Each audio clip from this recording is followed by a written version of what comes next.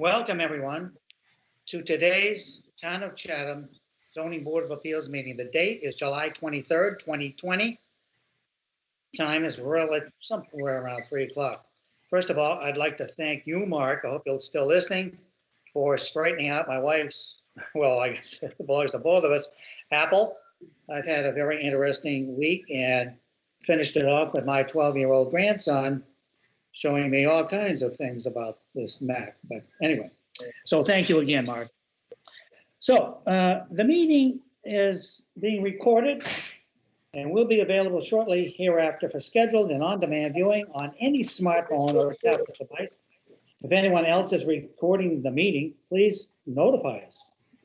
Pursuant to Governor Baker's March 12, 2020 order suspending certain provisions of the open meeting law, general laws, chapter 30A, paragraph 18, and the governor's March 23, 2020 order imposing strict limitations on the number of people that may gather in one place, this meeting of the Chatham Zoning Board is being conducted via remote participation. No in-person attendance of members of the public will be permitted, but every effort will be made to ensure that the public can adequately access the proceedings as provided for in the order. A reminder that persons who would like to listen to this meeting while in progress may do so by calling the phone number 508-945-4410, conference ID 101-671-262, and then hit the pound. Despite our best efforts, we may not be able to provide for real-time access, and we will post a record of this meeting on the town's website as soon as possible. I will now call for a roll call of the board members so that we may actually begin. And it's been pointed out to me by a legal type, and we don't know if this is correct or not, that in my case, I shouldn't say Dave Nixon. I should do the way I sign checks, I'm told, so it should be David S. David S. At any rate, we're going to start with me. So I'm David Nixon, David S. Nixon, and I now go to Mr. Veach. David Veach, present. Paul? Paul C. Semple, present. Happy? Happy Van Sickle, present. Buck? Buck Upson, present.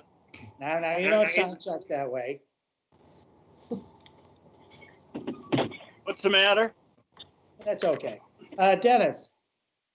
Dennis Sullivan, present. Mr. Thompson? David R. Thompson, present. And Megan? Megan Story, present. All right.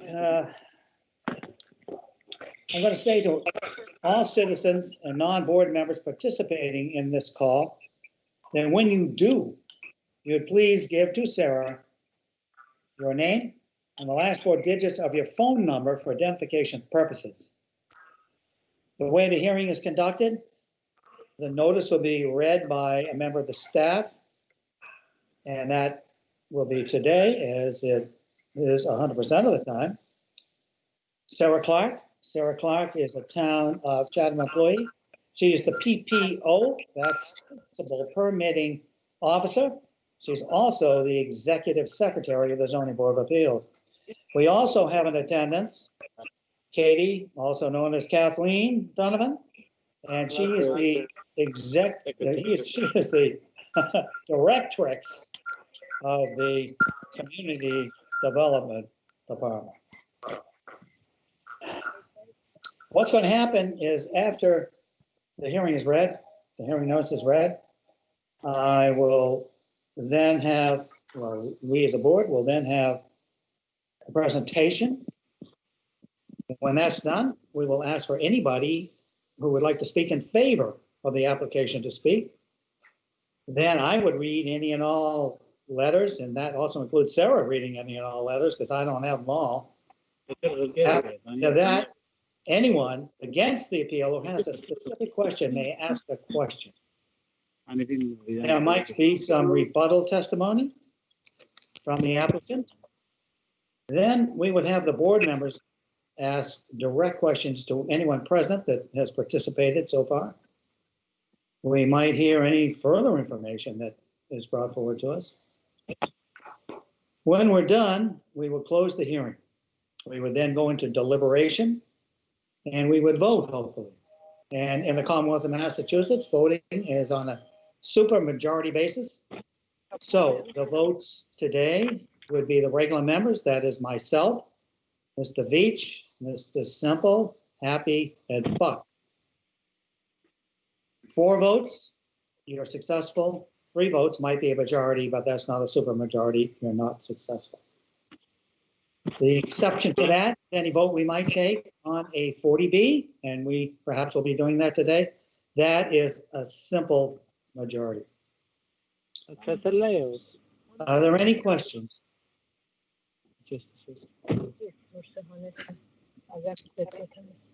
Then the first thing we're going to do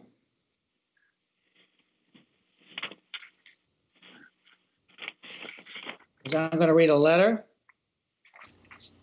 And this is in regard to one of our hearings today. It's in regard to 20-001, 305 Main Street. It is from James M. Norcross. It's dated July 20th. Not just me. On behalf, this people keep talking, sir. Who is that? Can we point that down so we? Well, I'm muting people. It looks like people on their cell phones that have called in have not muted themselves, so we're hearing their discussions in the background. Okay, all right, well, we'll keep trying. On behalf of the applicants, I respectfully ask to withdraw the above referenced application without prejudice.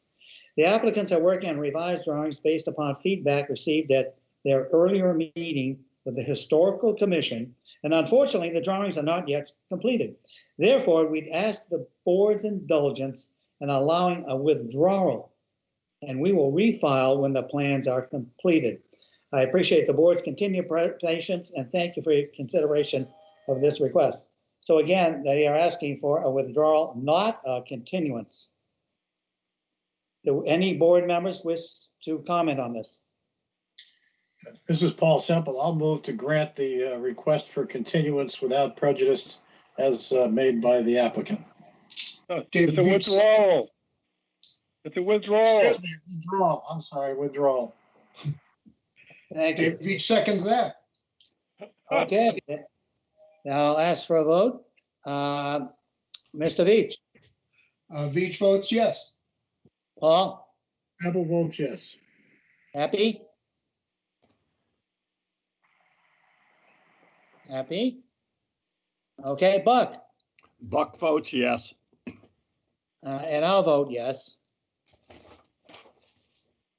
And I would think Happy would too, but we don't need her vote. That's the 4 we need. Okay, very good. I'll put that aside. Now we're on to the habitat hearing. Sarah, do we think everybody is lined up now? It looks like everybody is here. Okay, great. So as I understand it, where we left off last time, there was some question about could the driveways be changed and all that kind of stuff. So who is the first presenter from Habitat? Well, David, I'm just going to read the agenda item so right. that way we can go into the hearing. Okay. Appeal number 20-033, Habitat for Humanity of Cape Cod, care of Warren H. Brody Esquire, 2 Salt Hay Road, Wacoit, Mass. 02536. The property is owned by the Chatham Affordable Housing Trust located at 11 George Ryder Road South, also shown on the Town of Chatham's Assessors Map 8D, Block 53, Lot 6. The applicants are requesting the grant of a comprehensive permit under Mass General Law, Chapter 40B, Sections 20 through 23, and 760 CMR 56 for the construction of 2 single-family dwellings. The applicants are requesting the grant of various waivers from regulations promulgated by the Chatham zoning bylaw, Chatham Subdivision Regulations, the Chatham Water and Sewer Department, the Chatham Board of Health, and other local regulations. The property contains 20,101 square feet in the GB3 zoning district. This was continued from June 18th, 2020. Okay.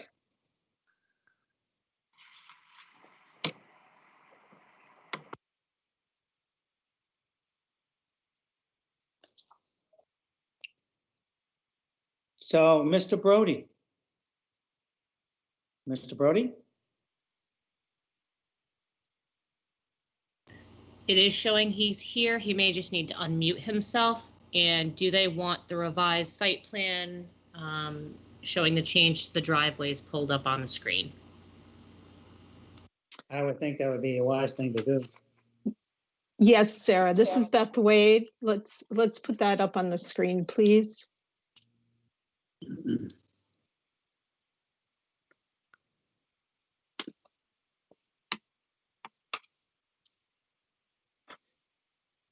Okay.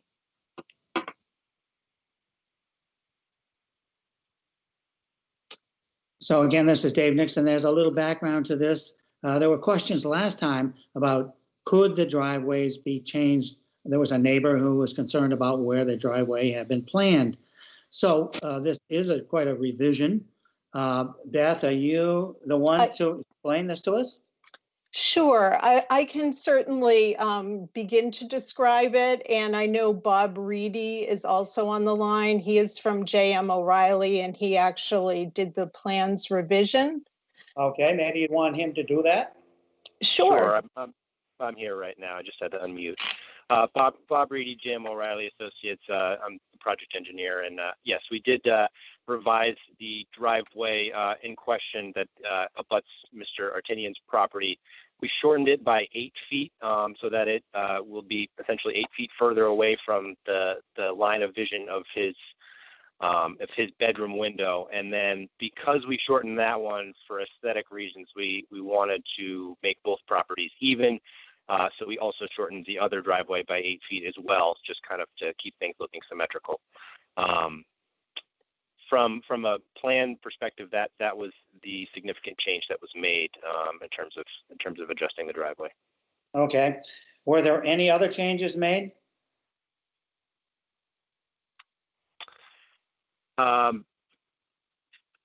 Nothing else from my end. Beth, did you want to speak anything from your end?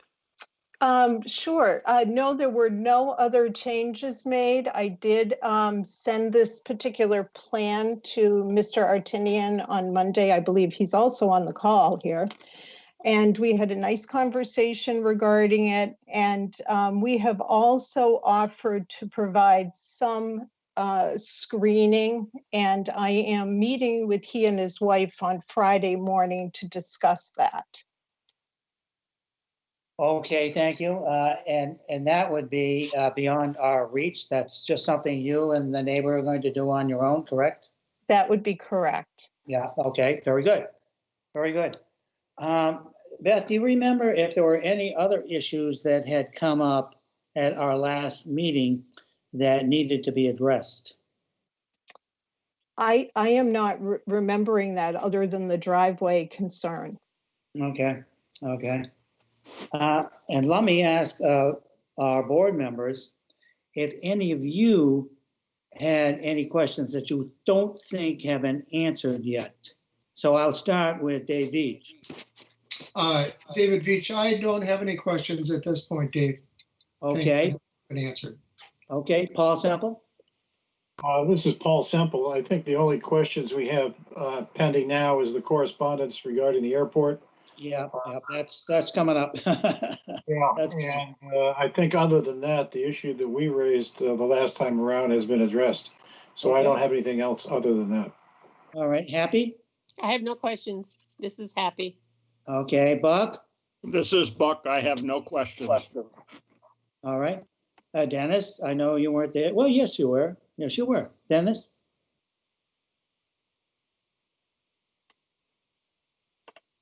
Sorry about that, I had to unmute. I just had one question. I don't mean to throw a wrench into this, but I know that Chatham obviously needs young families and young children. Why wasn't it taken to build 2 3-bedroom houses rather than a 3-bedroom and a 2-bedroom?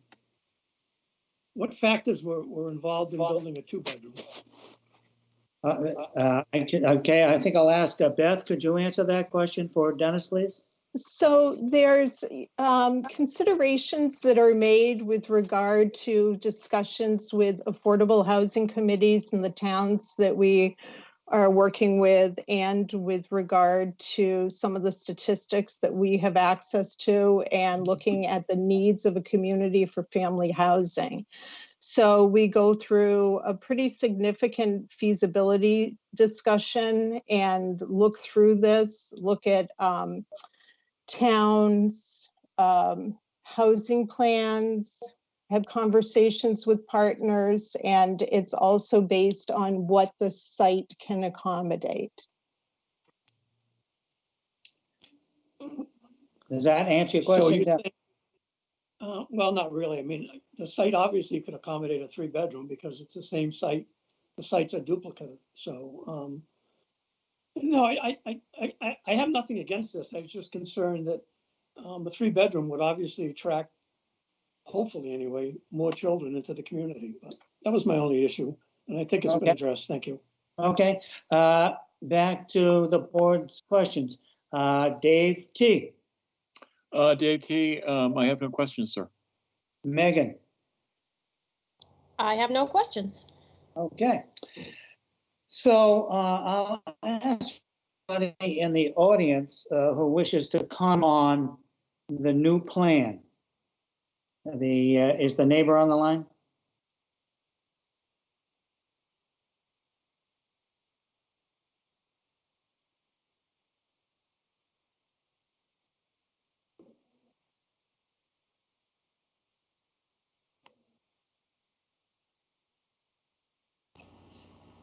I believe the neighbor is on the line. He would just need to unmute himself if he was wishing to speak. Okay.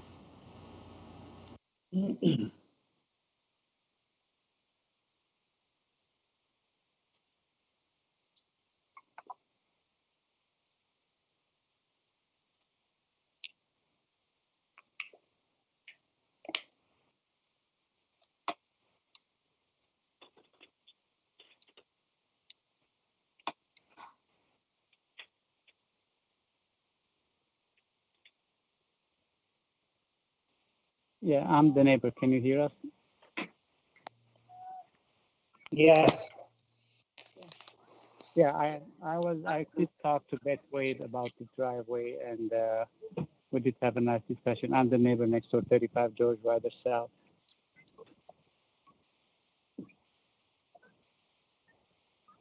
Okay. So we just need you to identify yourself for the record, please. Oh, sorry, I was on mute. It's Myron Artinian. My last digits of my cell phone are 4272. Okay. So beyond what you just told us, is this a better situation for you? It is. I mean, 8 feet is not a lot, but it's better than being close to the bedroom. You know, the concern was the pollution of the cars stalling in the driveway, and having small kids. And my daughter will be with us in this coming winter, so she's got a 1-year-old. That was my concern. With the fumes coming from the car and the pollution. Yeah. Okay. Okay. Is there anyone else in the audience that wishes to speak about the new plan?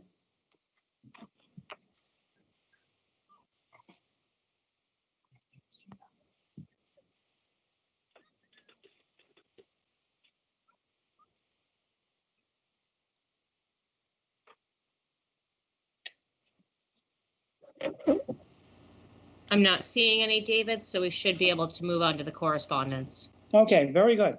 I'll read the correspondence that we received since this hearing began on the 18th of June. First is from Shirley Smith. She's Chatham Community Housing Partnership Chairman. She writes, the Chatham Community Housing Partnership at their June 24th, 2020 meeting reviewed the zoning board's request for comment on the above referenced application. After review of this request, the partnership voted to send a positive recommendation to the ZBA. If you have any questions, don't hesitate to let me know. Then we go to the subject of airport. And there's several people that weighed in on this. Now,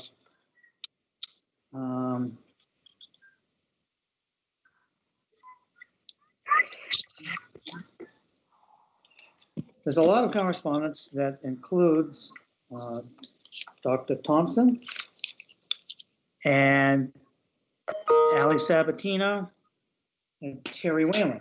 Abby and Ali and Tabby, Terry, as you know, are Town of Chatham employees. And Michael Thompson has issues about the airport. So I'm going to read what I think is the correct sequence of this, and then we can discuss it.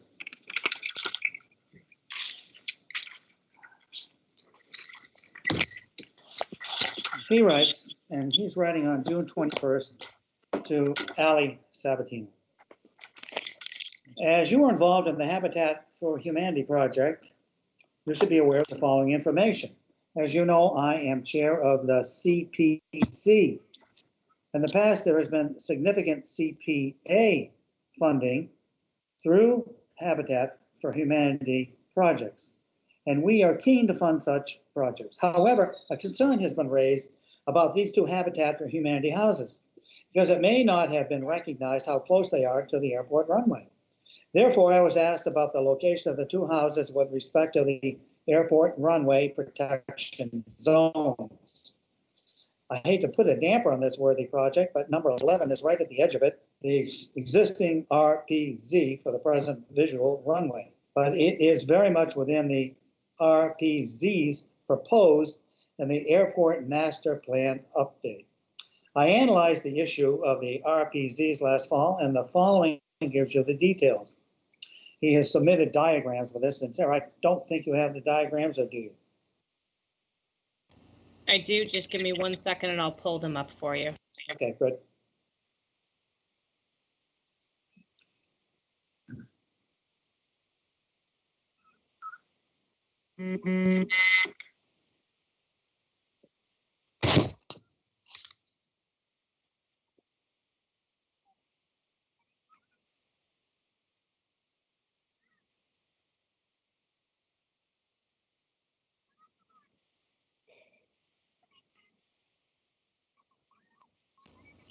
They should be on your screen now. Not yet.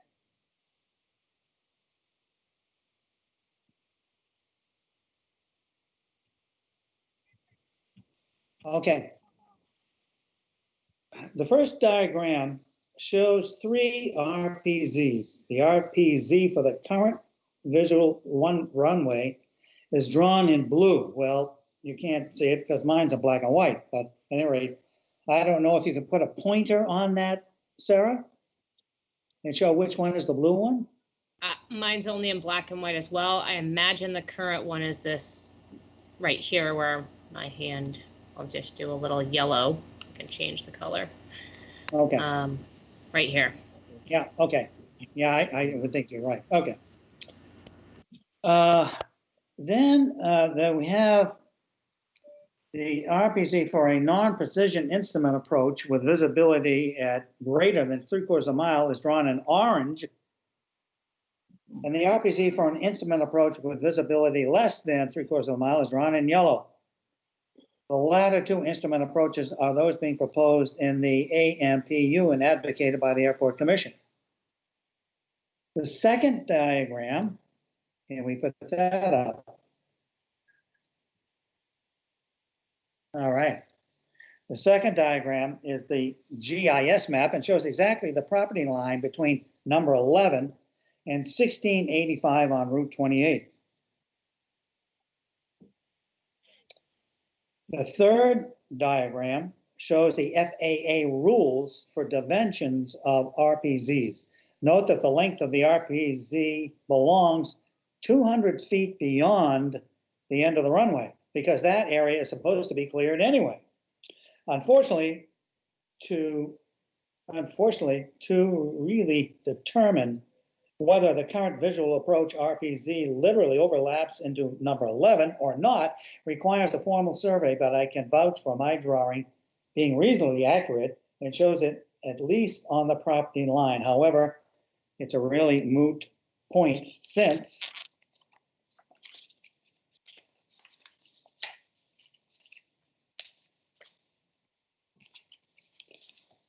and that's the end of my letter. Do you have the rest of it?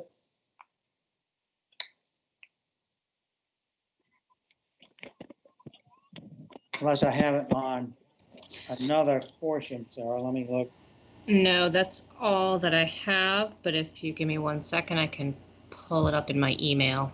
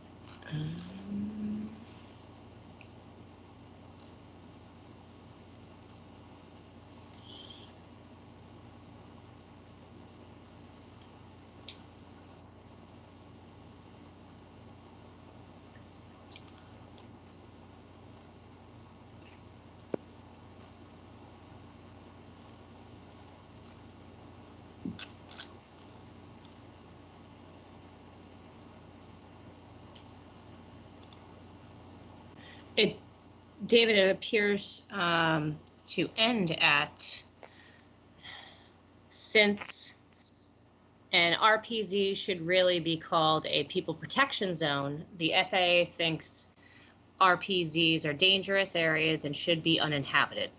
With the instrument approaches proposed in the AMPU, it would definitely not be right or sensible to have additional people living in the expanded danger zone. Okay. Even today, 5-ton turbos, which are twice as large as the design aircraft specified in the AMPU and which hold 400 gallons of fuel, are using and being encouraged to use the airport. Logically, either no property should even be in or near the RPZ defined by the blue area today, despite the fact that the town zoned them there, or the airport should not be there. The Airport Commission is determined to approve the AMPU with instrument landing at the airport, which would extend the RPZs and unequivocally sabotage the Habitat project. I hope you have found this discussion informative. It should be taken seriously and shared with Habitat for Humanity and the ZBA. Keep well, Mike Thompson. Okay, thank you. So there was a response, and Terry Wayland wrote to Ali Sabatino on July 22nd. And he writes, following up on our discussion about the existing runway protection zone associated with the Chatham Municipal Airport and potential impacts to it as part of the Airport Master Plan update process, in my role as Airport Commission liaison, I have reached out to the Commission's consultant to provide some technical information in response to the RPZ correspondence received related to the comprehensive permit request for 11 George Ryder Road South. A key point the ZBA needs to be aware of is that the table referenced in the RPZ materials submitted as comments uses a table from, and it mentions a bunch of numbers, that was canceled and replaced by another one on September 28, 2012. The attached document with further RPZ info and responses to statements was prepared by Matt Karen from Gale Associates, who plans to attend the virtual ZBA meeting and can answer any technical RPZ questions the board may have on the topic. Additionally, Huntley Harrison of the Airport Commission also plans on joining the virtual meeting as well and can answer any policy questions on the topic related to the Airport Commission if needed by the ZBA. Please don't hesitate to let me know if you have any questions or need any additional information before. So I think at this point, we should reach out to those two individuals. Matt, are you there? And Huntley, are you there? Yes, I'm here. This is Huntley Harrison. Last four digits, 1947. Okay, and how about Matt Karen? Yes, sir, Mr. Chairman, I'm present. Okay, very good. So I think all of us would be most interested in your comments in regard to Mr. Thompson's concerns. So who would like to go first? I'll defer to, because these questions are a technical nature, I'll defer to our engineer, Mr. Karen. Okay, very good. All right. Okay. If you'd simply identify yourself, sir, and then you got the floor. Sure. This is Matt Karen with Gale Associates. And yes, I did receive the correspondence that Dr. Thompson had provided to the town and was asked to go through that and review that information. And I would like to point out and make it crystal clear that the airport master plan and the airport layout plan, which accompanies the airport master plan, in no way, shape, or form seeks to expand the runway protection zones. Those runway protection zones at the airport will remain as they are, as they exist today.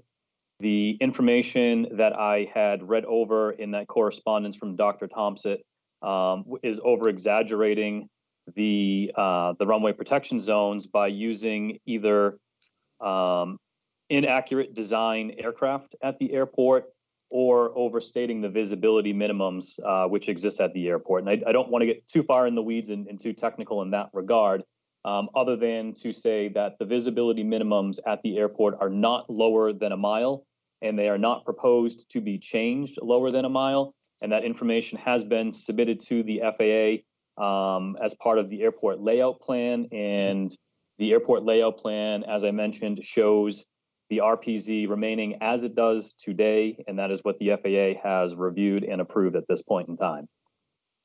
Okay, thank you. Mr. Harrison, would you like to add anything to this?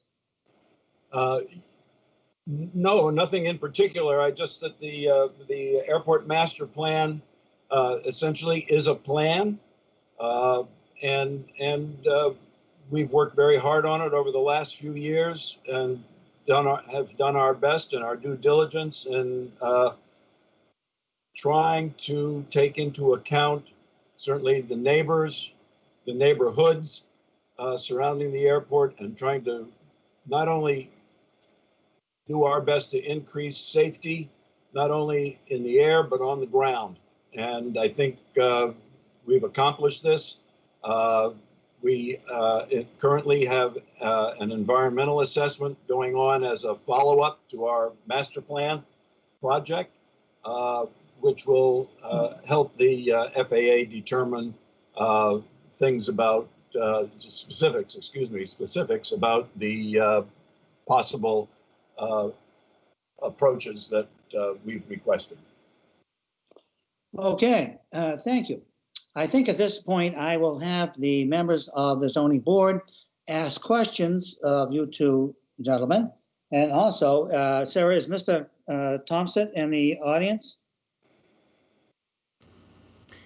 I don't see him listed, but he may have called in. Okay, well, very well. All right, so let's start. Dave Veach, do you have questions of these various gentlemen?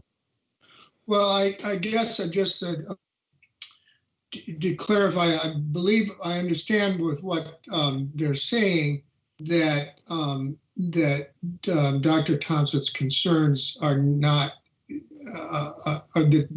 they're I don't know what to say, perhaps overstated, but the conditions are not going to change from as they presently are, and that thus the properties would not be in one of these zones. Is that correct? Matt, can you answer that question? Sure. This is Matt Karen with Gale Associates. So I had sent over to Ally in planning the dimensions of the RPZ. I don't have an actual survey boundary of the parcels that are in question. It looks like the existing RPZ does go right up to that property line. Again, I don't have a surveyed plan in front of me to work with, so I can't specifically say whether or not one way or another it's on the property or just off of the property, but it's certainly up in the vicinity of where that property line is. So that sounds like the bulk of the properties, that now subdivided property, at least the bulk of that property is outside of the RPZ. Yes, sir, that is correct. Okay, great. Thanks, Dave. That's all I have right now. Okay, Paul, any questions?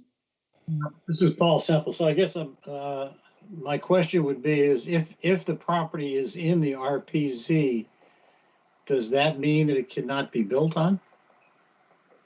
Matt Karen with Gale Associates. No, not necessarily. So the runway protection zone, the FAA certainly encourages and works with the airports to protect and keep free of obstructions that runway protection zone at all airports.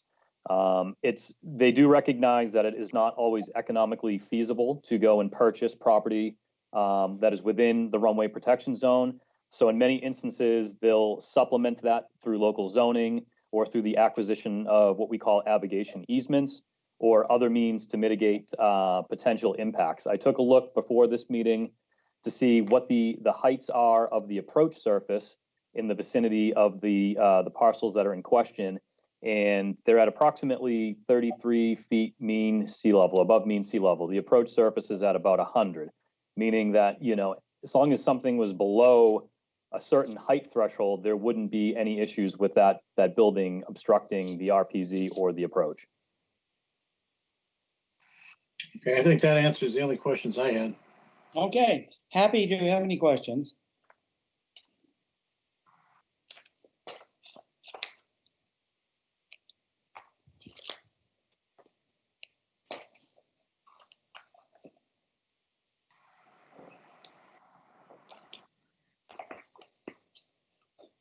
I'll have to take that as a not at this time. Buck, do you have any questions? Yes, sir, Mr. Chair. So my question would be for Commissioners Sullivan and Semple, is that permissible to ask? I didn't know they had become airport commissioners, but congratulations to them. Well, it's not related to it.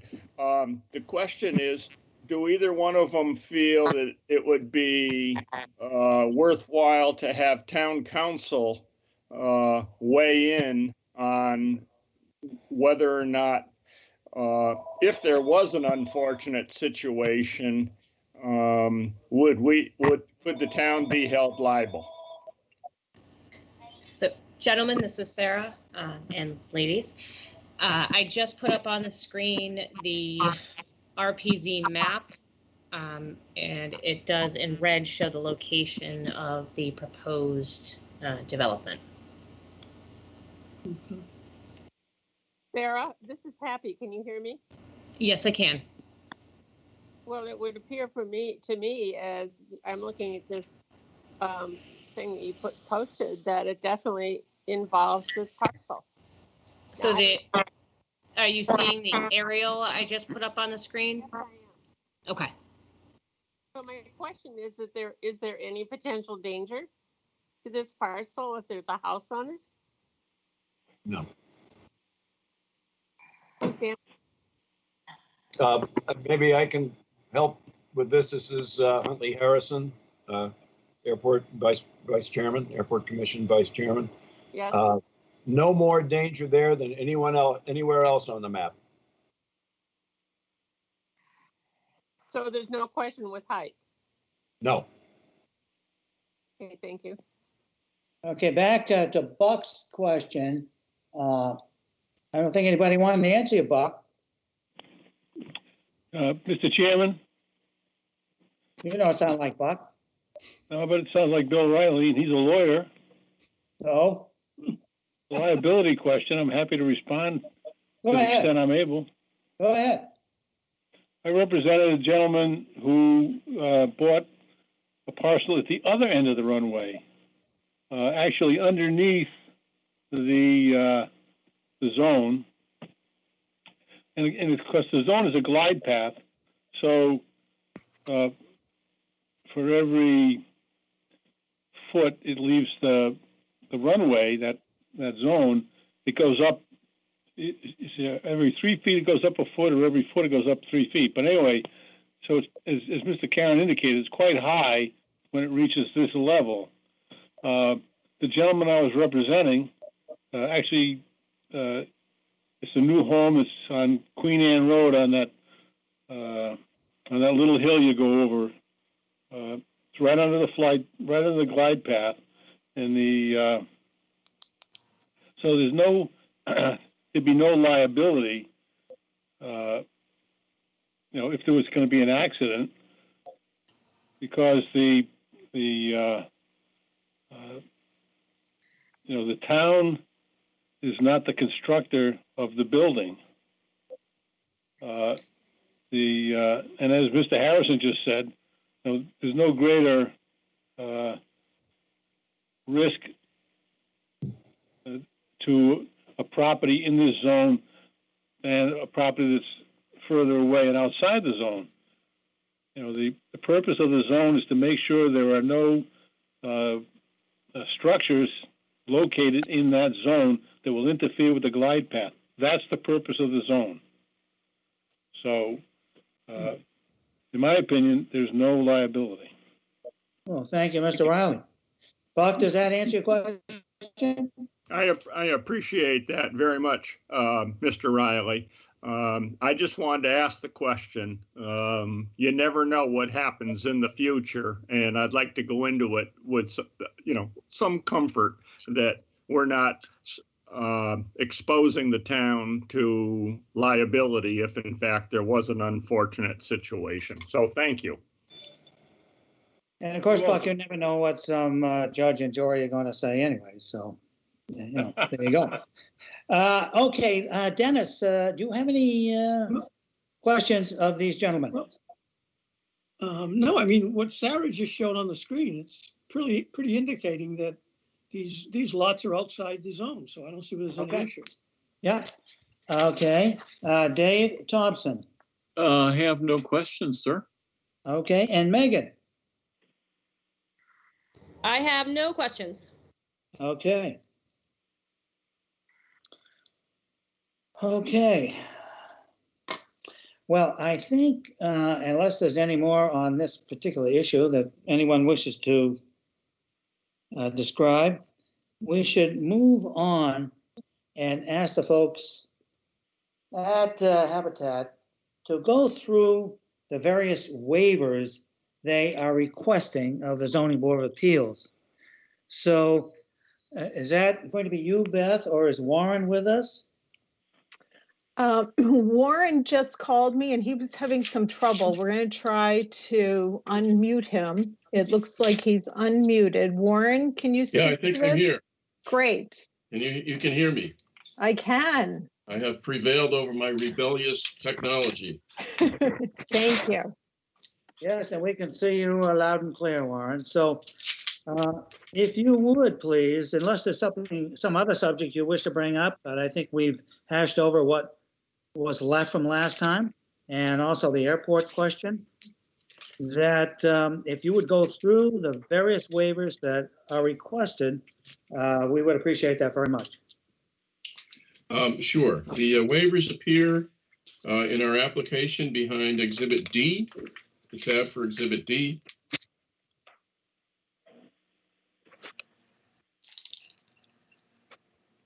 And I believe we went through all of these at the last hearing. Nothing of it has changed. I don't mind reiterating it, but I don't know that it's necessary. Yeah, I think a quick reiteration would be helpful. Okay, so with respect to the zoning bylaw waivers requested, our first is section 3C4C. That is a GB3 use requiring a special permit. In fact, you can build a one-family dwelling in a GB3 district with a special permit from the ZBA. We are asking for a waiver of that. Next, section 3D1, waiver is requested to allow dwellings on lots having less than the minimum requirements set forth in Appendix 2 of the Chatham Protective Zoning Bylaw. The waiver is requested from the prohibition on reducing, dividing, or changing a lot so as to make said lot non-conforming or more non-conforming with respect to the bylaw. And indeed, we're taking this 20,000 square foot lot and cutting it in two. So we need a waiver from that requirement. The next is with respect to lot shape. These lots are not designed so that they contain within the buildable upland area a circle of a diameter not less than the frontage requirements of the zoning district. And the frontage requirements in a GB3 are 100 feet. These lots are not 100 feet wide, so we need a waiver from that. We also are requesting a waiver from Section 4 of the Supplementary Regulations. The waiver requested under Chapter 40B, as the Board of Appeals, this board will endorse the plan and not the planning board. The next page has the schedule of dimensional requirements for each lot, Lot A and Lot B. And you can see the table of the waivers that are requested. There are 3 waivers requested with respect to Lot A. That is as to minimum lot frontage, abutter setback, and parking setback. And on Lot B, there are also 3 waivers requested with respect to lot frontage, roadway setback, and minimum parking setback. They are not, well, you can see the dimensions. They're all listed there very specifically. We now request also the Town of Chatham Historic Business District regulations, that all design requirements and regulations be waived at this time. Sewer Department regulations. Article 2, Section 4 requires that where there is a possibility of an expansion, that we would require, if a 3rd bedroom was to be added, we would need a waiver with respect to the expansion, Article 2, Section 4, but that is not the case, but technically we need to have that waived. And to the extent that I haven't explained it adequately, Bob Reedy can do so. Subdivision regulations. And we're requesting a waiver from Section 4A3, general waiver from the requirement that no lot area or frontage in a subdivision shall be less than the amount required by the Chatham Protective Zoning Bylaw for the district in which it is located. And in fact, as you know, there are several.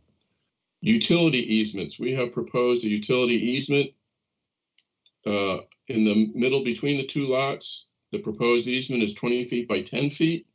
And the utility easement, this section requires that it be not less than 12 feet in width. Well, that's the waiver that's being requested is 2 feet with respect to that item. We are requesting a waiver with respect to the monuments requirements. And I believe finally the last waiver requested is with respect to Section 5.18 on driveways, where the bylaw requires a positive pitch to the roadway on each driveway.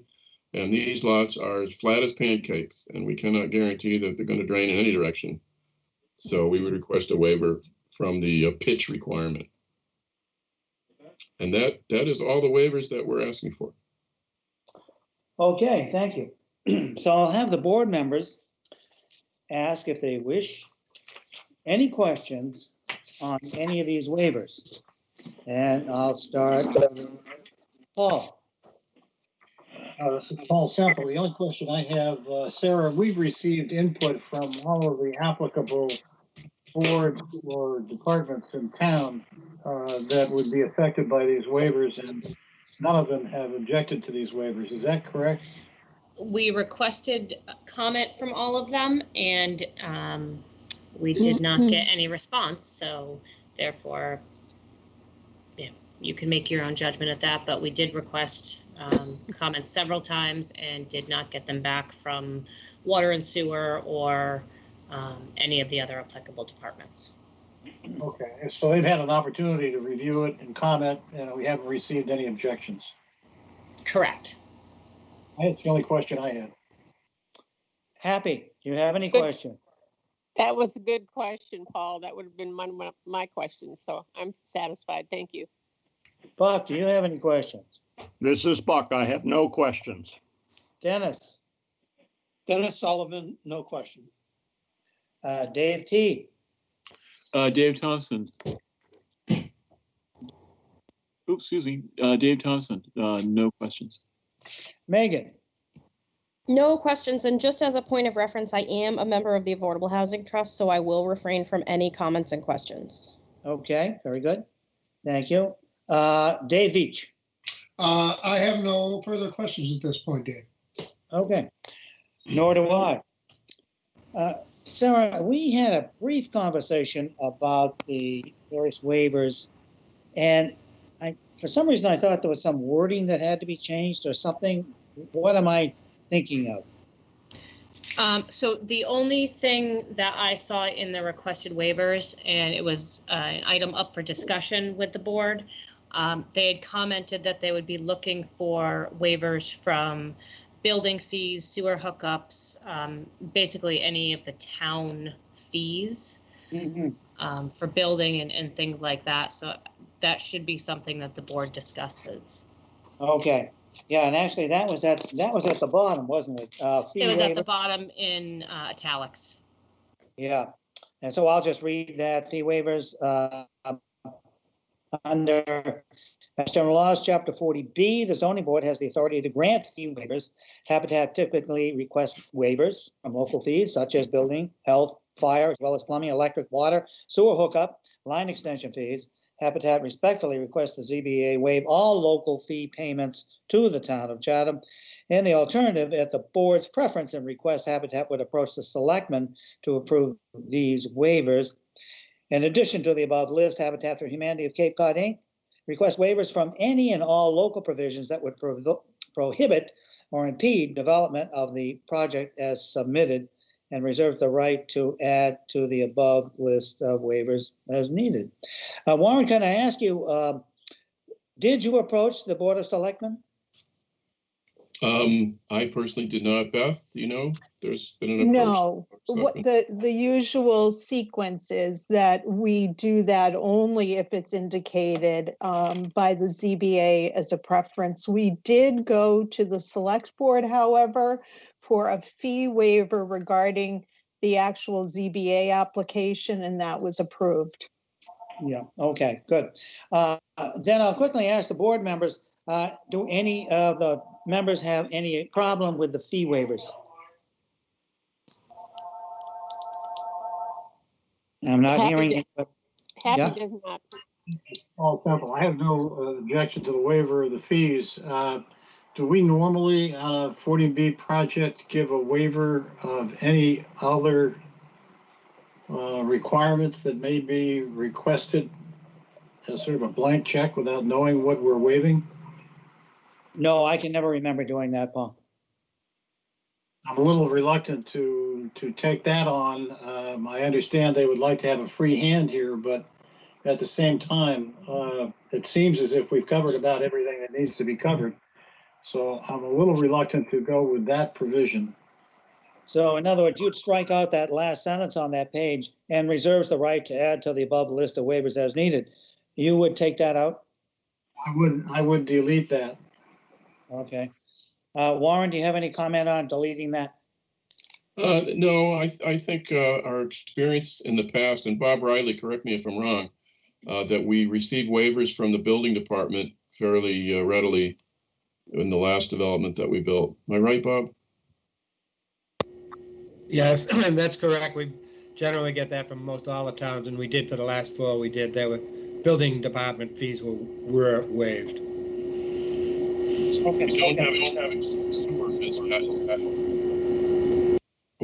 We don't have experience with sewer as yet, and I understand those are fairly substantial fees, so we definitely would keep those on the table. Yeah, and they were in that first paragraph in the fee waiver, so I don't think that that's a problem. So I heard from Paul and Happy. Dave Veach, any? Yeah, Dave, the only thing I'm just wondering with respect to this issue, if what we did with the Habitat applications in West Chatham on the other side of the road. So we did waive the fees, the building, electric, plumbing, gas, and I believe sewer hookup potentially as well, or maybe they paid a portion of that. Beth may be able to answer that a little bit better, but we did waive all of the building department fees for the previous habitat down on Main Street. Sarah, I just have to say that I do not have an answer with regard to sewer. It was before my time at Habitat, so I would have to look that up. They are hooked up to the sewer. I do know that. Okay. I just don't know yeah, anything with regard to the specific fees. I can't recall whether they paid a portion of it or if it was waived in its entirety. And I know it was a much longer run for the sewer on that one than this case would be. Okay, thanks, Sarah. Okay, Buck, do you have any problems with fee waivers? Well, I like the idea of referring to what we did behind or next to the Fishermen's Alliance and paralleling that.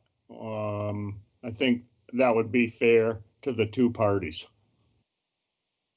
Okay, Dennis? No questions, no comments. Okay, Dave T? Dave T, no questions.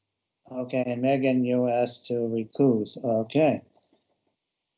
Okay, Sarah, have we left anything out of all this?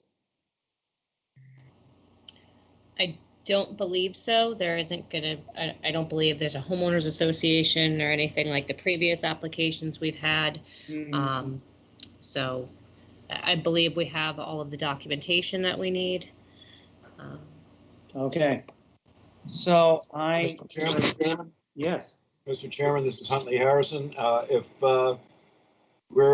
you all are done with the Airport Commission information that you need, Mr. Karen and I will be leaving the meeting. Is that fine with you all? I think that's true. Does anyone on the board have a further question of these gentlemen? No, and so thank you very much for participating with us. We Very really well. appreciate it. Thank Okay. you. So, Paul, I think it's time to go into deliberation. I see no reason why we shouldn't.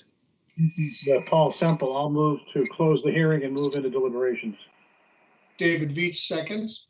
Okay, this is a poll vote. Dave Veach votes. Veach votes yes. Semple. Semple votes yes. Happy.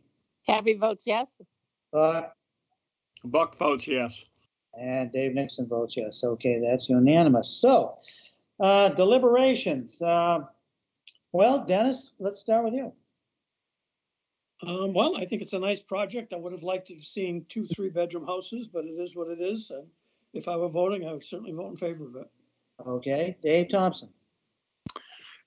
A wonderful project, David. I'm 100% behind it. The only thing that bothers me a little bit is the fact that it's so close to the airport. But I would support it. Okay, Buck. This is Buck. I support it. Happy. This might be a little, I do support it, but back at the other meeting, they talked about how much it was a square foot. Was it $600 and some a square foot for building these houses? Is it too late to ask that question? Because that seemed to be an enormous amount per square foot for a 2-bedroom, 3-bedroom house. It's not too late, Happy, if it somehow would affect your decision. Okay, then I shall withdraw that question. Okay. I would support it. Okay, very good. Dave Veach. Yes, Dave Veach, I enthusiastically support Habitat for Humanity in this application. I think it's a win all the way around for the town and for the eventual homeowners and Habitat. And Dave Veach. That was me. I'm sorry, Paul. I checked you off, Paul, but I meant to check. I've got these lists. Keep my mind. Yeah. I agree that this is clearly the kind of housing that we want to encourage, and we're glad to do so. The only hesitation I have is in that one provision of the waiver of any future regulations that may apply without knowing what those are. So I would withhold that portion of it, but other than that, I think we can approve it. Okay, and this is Dave Nixon, and I agree 100%, Paul, that we would strike out that last sentence, and reserves the right to add to the above list of waivers as needed. That be stricken from the document, and that it end with the business above it, and that's it. Do the others all agree with striking that out? Happy says yes. Okay, Buck says yes. all right. Veach says yes. Okay, very good. Well, then that's 100% on that. So I think we've come to a vote. Sarah, I presume one vote can be taken to take care of this whole thing, or do we need multiple votes? I believe it's one vote. Please just make sure that you reference that you are granting the requested waivers, the ones that were requested, not necessarily the provisions from any other things that they may come up with, but the waivers that were specifically requested in the application are the ones that are being granted. Okay. Okay, so Paul, could you make a motion, please? Paul Semple, I'll move to grant the request for waivers as submitted by the Habitat of Humanity of Cape Cod, Inc. with respect to this application, with the exception of the general sentence which we had at the end, which we will strike. Okay. David Veach seconds. Okay. Then I will call for the roll call. And again, remember, this is not a super majority. It's a simple majority vote. So we'll start with you, Dave Veach. David Veach votes yes. Paul Semple. Paul Semple votes yes. Happy. Happy votes yes. Buck. Buck Upson votes yes. And Dave Nixon votes yes. That's a unanimous vote. Thank you, one and all. And thank you, all of you folks from Habitat for Humanity. This is a great thing. And thank you very much. Take care. Thank you. Thank you. We look forward to working with the town. Okay. All right. Onward and upward to. Okay, our next one is application number 20-036, Mark and Ann Janess, care of Thomas A. Moore, P.O. Box 2124, Brewster, Mass. 02631, owner of property located at 86 Harborview Road, also shown on the Town of Chatham's Assessors Map 8A, Block 14, Lot H3. The applicant seeks to enlarge, extend, or change a non-conforming dwelling on a non-conforming lot via the demolition of the existing dwelling and construction of a new dwelling.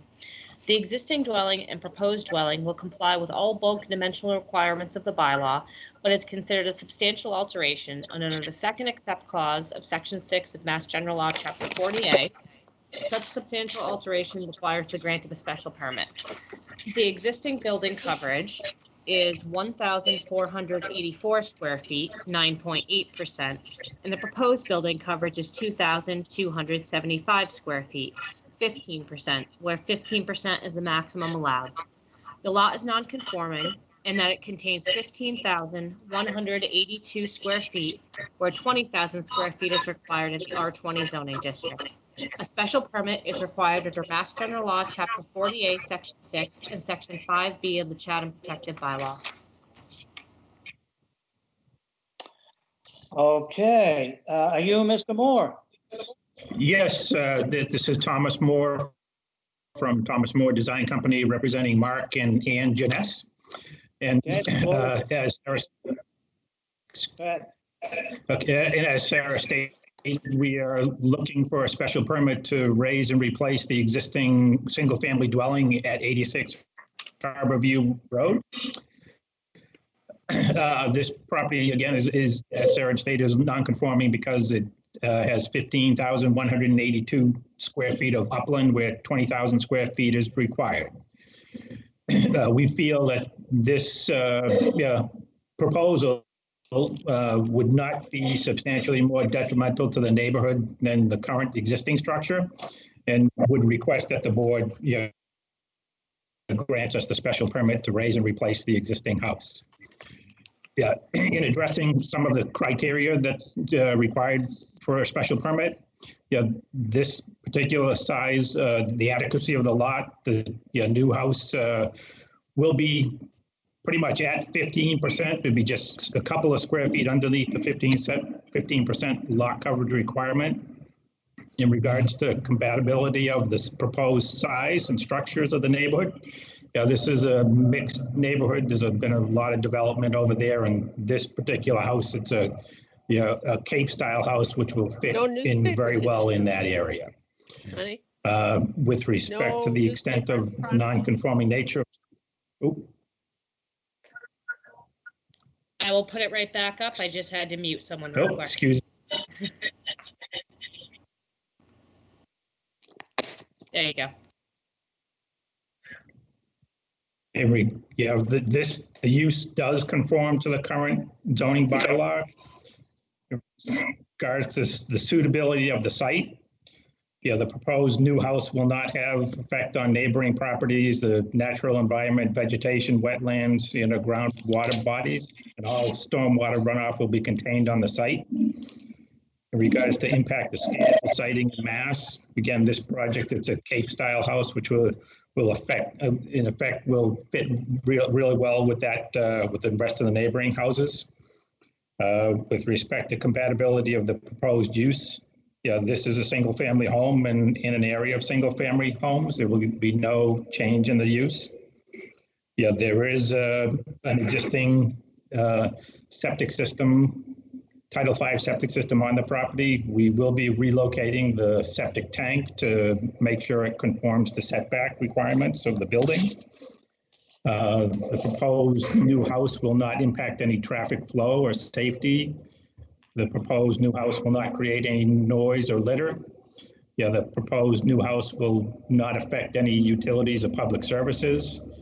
And in regards to, it is an existing Cape-style house, which will be basically replacing it with a new Cape-style house. And we'd be happy to answer any questions that you have at the moment. Thank you, Mr. Moore. Is there anyone out there in our audience who would like to speak in favor of this project? If so, please indicate to Sarah.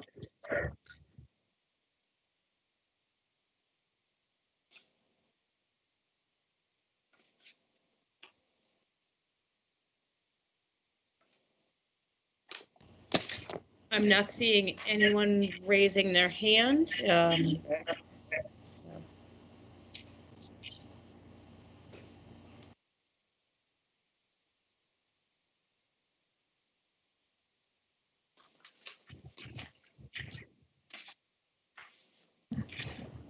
We should be all set, David. Okay. Do you have any correspondence for this? I don't. I do.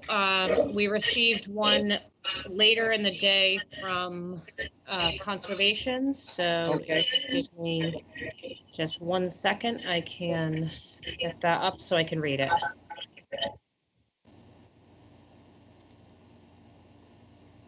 Okay, on July 22nd, Conservation Agent Callie Harper wrote, "The Commission continued this project to the August 5th work session. It is believed that the order of conditions can be approved with special and general conditions." And that is the extent of the correspondence we received for this project. Okay. Is there anyone in the audience that'd like to speak? We're getting an awful lot of interference. That's better. All right. Is there anyone in the audience that would like to speak either against this project or a specific question?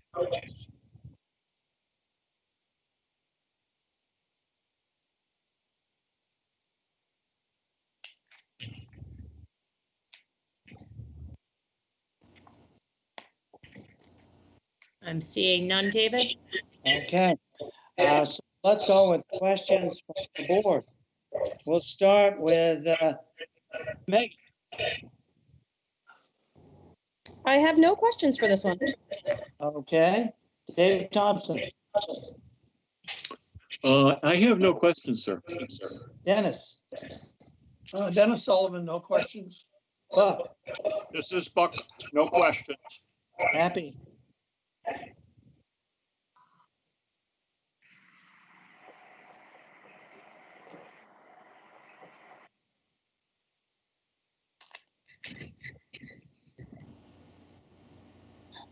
Happy? She's having trouble hearing us, David, so we may just need to give her a second to unmute herself. okay, There, I'm unmuted. I have no questions, David. okay, Paul, This is Paul Semple. I have no questions. Dave Beach, David Beach, no questions. and I do not have any questions. Paul, I'll move to, this is Paul Semple. I'll move to close the hearing and move into deliberations. David Beach, seconds. okay, then I have to poll this. Obviously, well, start with Dave Beach. Are you in favor, Mr. Beach? Beach votes yes. Sample, Semple votes yes. Happy,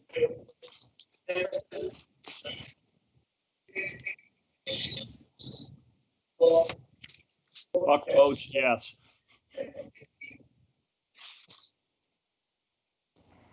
I didn't hear Happy's response. Happy votes yes. Okay, and I vote yes. Okay, deliberation. Dave Beach,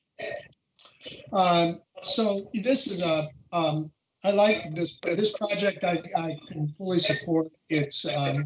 It meets all of our criteria. It's certainly not substantially more detrimental to the neighborhood. I think it'd be the house is designed to fit very well into the neighborhood, and I like it. So I will support it. okay.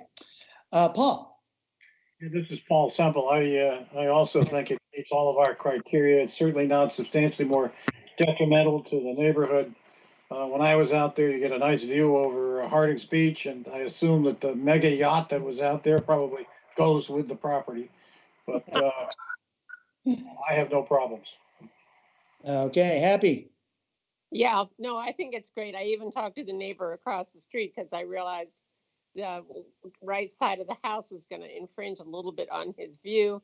And he said it's a couple feet, but he had no problem with it. So I think it's going to fit in nicely with the neighborhood. Buck, This is Buck.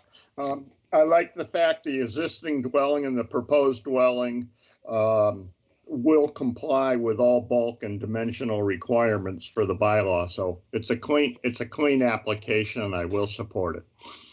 okay, and likewise, I will too. So, Paul? I'll We move to need, close. well, first of all, do we need any conditions on this, I should ask? I assume that we're going to do our normal summer conditions with construction vehicles on site and so forth. Okay, Yeah, I think David Beach, I think that's appropriate in this neighborhood. who's ripping paper? It's a lot of back noise. Is anybody This is ripping Paul paper? Semple. I'm going to move to approve the application as submitted with our normal summer conditions as set forth on our documents. David Beach, seconds. Okay, I'll take a roll call. So Dave Beach? just for clarification, you're restricting not only the vehicle parking, but the time of construction. No exterior construction between June 30th and Labor Day. Yeah, Okay, yes. just, I wanted to make sure that you are Yeah. doing all And of that them. area, definitely. Okay, Dave Beach? Beach votes yes. And Paul?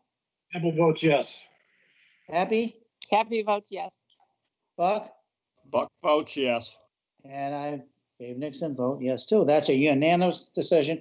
Thank you, Mr. Moore. Congratulations.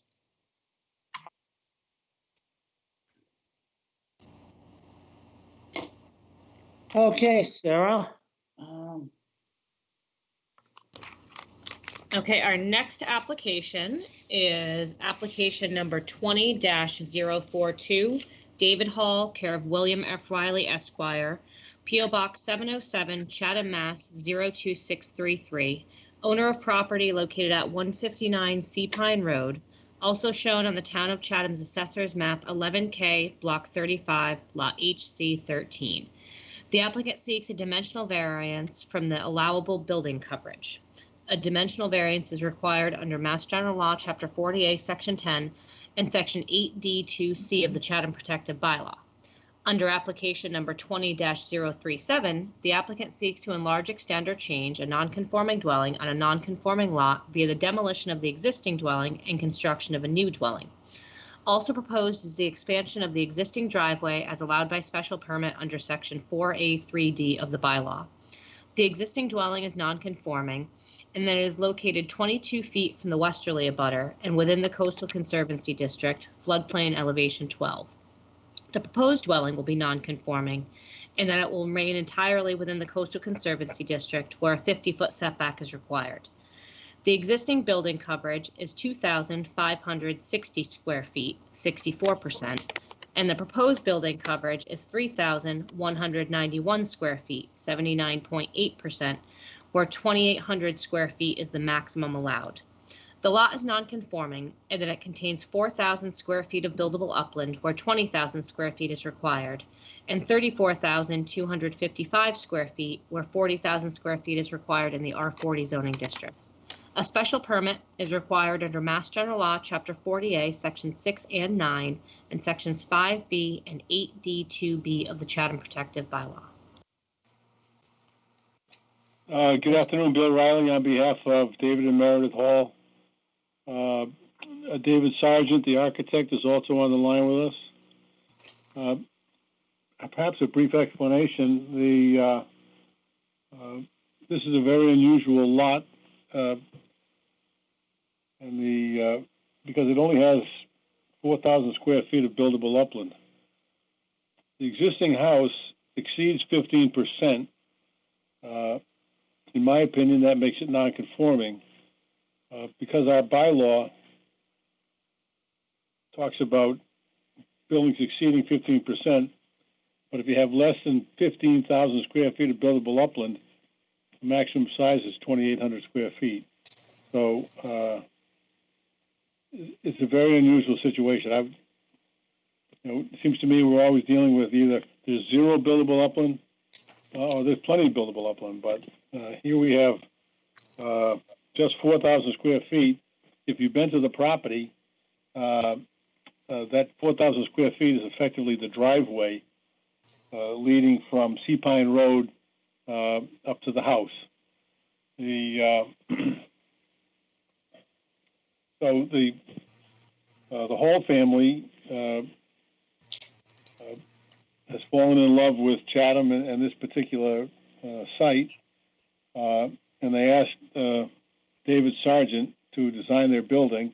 And I'm going to ask David to, explain sort of the design criteria that he got from the Hall family and,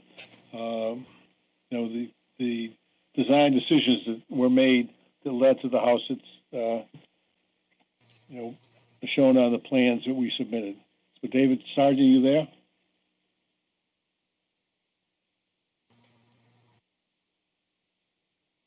David Sargent?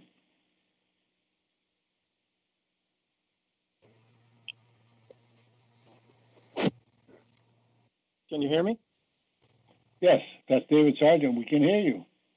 Okay, sorry. I had trouble unmuting. All right, so I don't think I have control over what's showing on the screen here. If you just direct me to which plan or pages you would like to see, I can pull them up for you.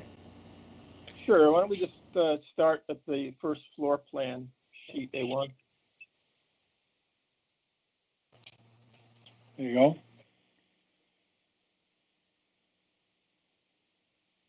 Okay, so essentially the home that you see here is the result of a lot of inspirational imagery that the Halls had sent me. Ultimately, it's resolved into a shingle-style Dutch colonial home that I think is quite familiar in Chatham. It's going to have a wood shingle cedar siding. stone veneer accents, light painted trim, and asphalt roof shingles. Ultimately, this is a seasonal use home, which may eventually become a retirement home. The Hall's intent is that this is going to be a comfortable place for family and friends to gather.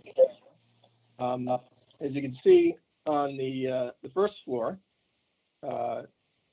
there is, because this may be a retirement home in the future, there is a first floor bedroom suite, a two-car garage, large open kitchen, dining, living area, study, screen porch. One of the main criteria from the Halls is they did not want to see the garage doors on the front of the home. This certainly presented a challenge with the design, because we had to, make sure that the garage doors were far enough away from the west side of the lot to be able to turn cars in there. But also, the primary view, or the best view of the home, is from the essentially the northwest corner, where you see the kitchen now. So we had to kind of stretch that living area out behind the garage and past the garage. I think one of the great benefits of this plan, though, is that it actually pulls the house away from the west lot, actually opening up the view corridor beyond what was there with the existing home. You can go to the second floor. That's sheet A2. It's up. Okay, it's a little delay on my end here. Okay. So on the second floor, overall, this house has 5 bedroom suites. All of the suites have their own bathrooms. So on the second floor, there's 1 bedroom suite on the first floor, and so you have 4 bedroom suites on the second floor. One of them you see in the lower right-hand corner is a bunk room, intended to have somewhat of a play area, TV area for kids. And then 3 other bedroom suites sort of facing the water. You'll see over the garage is an attic space for storage. One of the issues with the house is that there is no basement. So we've had to get clever with where we put our storage, and this attic space is one of them. Also, you'll note on the first floor, the garage is a little bit oversized so that we can have some storage around the perimeter. Okay, so beyond that, you go to sheet A3, and just sort of look through the elevations.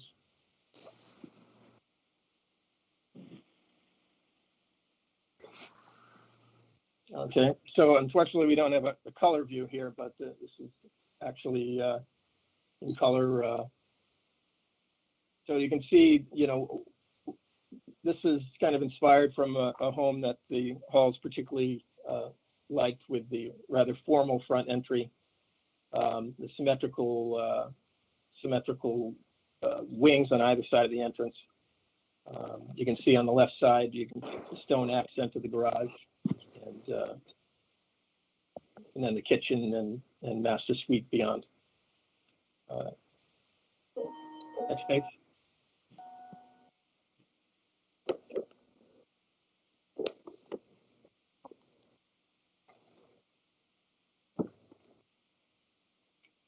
So this is the water side view. You can see the terrace with the stone veneer, and then the kitchen is on the right, followed by the dining and living area, and then on the left is the screen porch, and then of course the bedrooms above. Next page.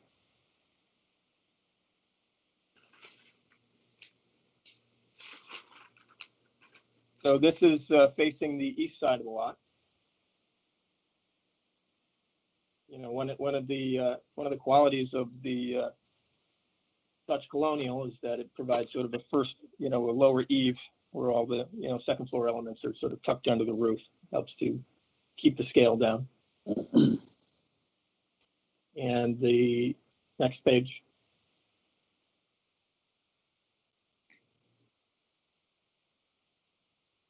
So this is the view on the west side of the lot that has kind of pulled away from the west property line, showing the garage with the stone veneer accent, and then the kitchen and master suite above.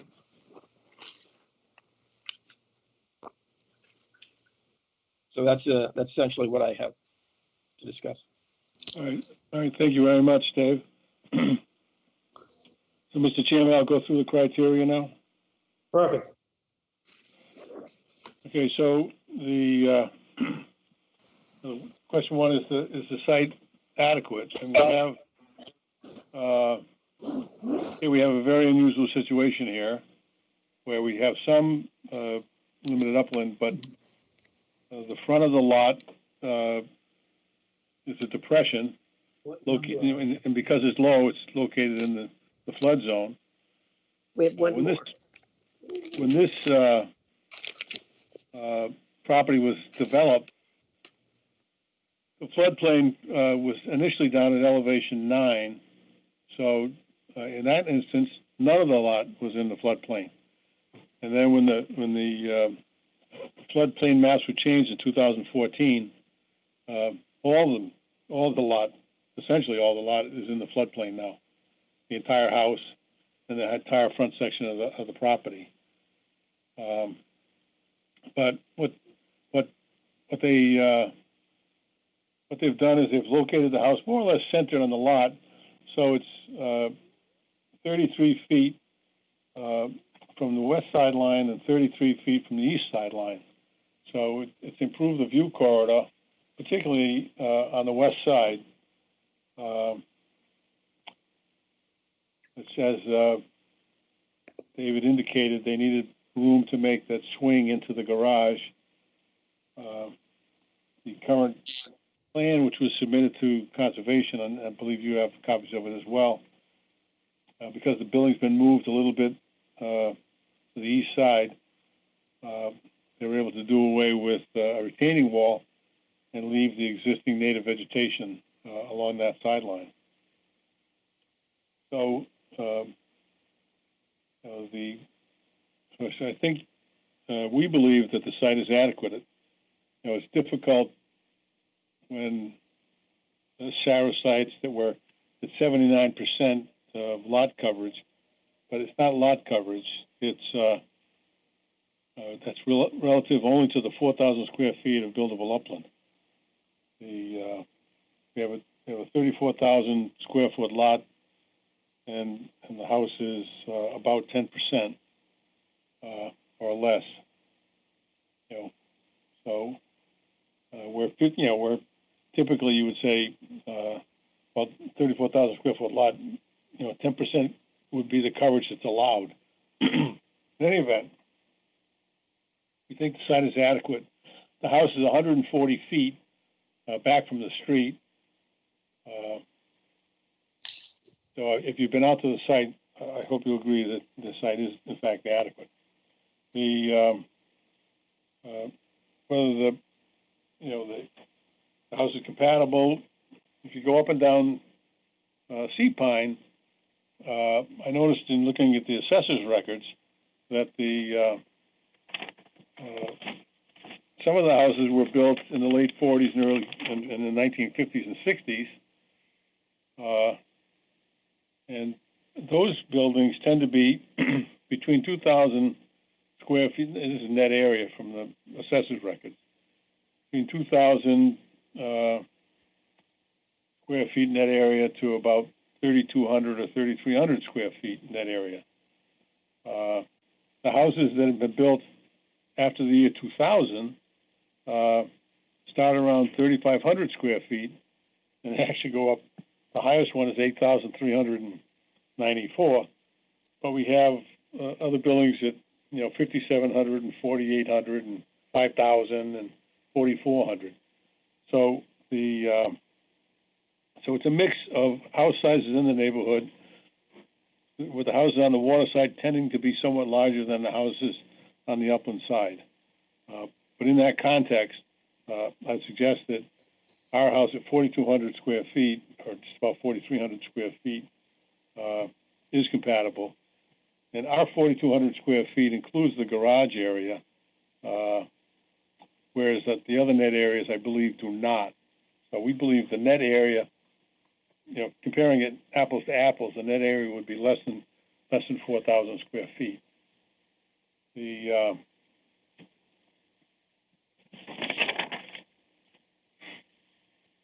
So the increase in non-conforming use is really, I guess you'd have to say, an increase in the footprint in the Conservancy District would be one element, I suppose. Although the principal increase is the increased living area in the house, because the lot itself is non-conforming. And as you know, in the Bransford case, if you increase the living area, that's an increase in the intensity of the non-conformity. The suitability of the site, again, you've all been out there, so we're working close to the top of the bank, although the house has moved back a little bit from that. We've been in front of the Conservation Commission twice, including yesterday. And the Commission has moved us to their work session. They're going to issue an order of conditions that will allow the construction of the home. So I think, in terms of suitability, because we're working with the Conservation Commission and under their guidance, I think the way the work is to be performed means that the site is suitable. The next item, impact of scale, siting, and mass on the neighborhood visual character, including streets, views, vistas, and streetscapes. I think David's design is a particularly handsome one. As he indicated, that because the dormers are all tucked into the roof line, it takes the some of the mass away from the view of the building.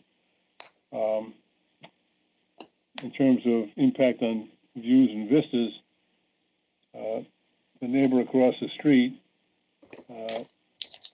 told me today he was going to send an email. It was late today, so I don't know if anybody actually received it, but that he approved of that. He's seen the plans and approved of the design because his view corridor, which is along the west side of our proposed building, is actually improving as a result of the change. We don't affect anybody else's views or vistas. And the streetscape, because the house is sited so far back from the street, we think that it's going to be an attractive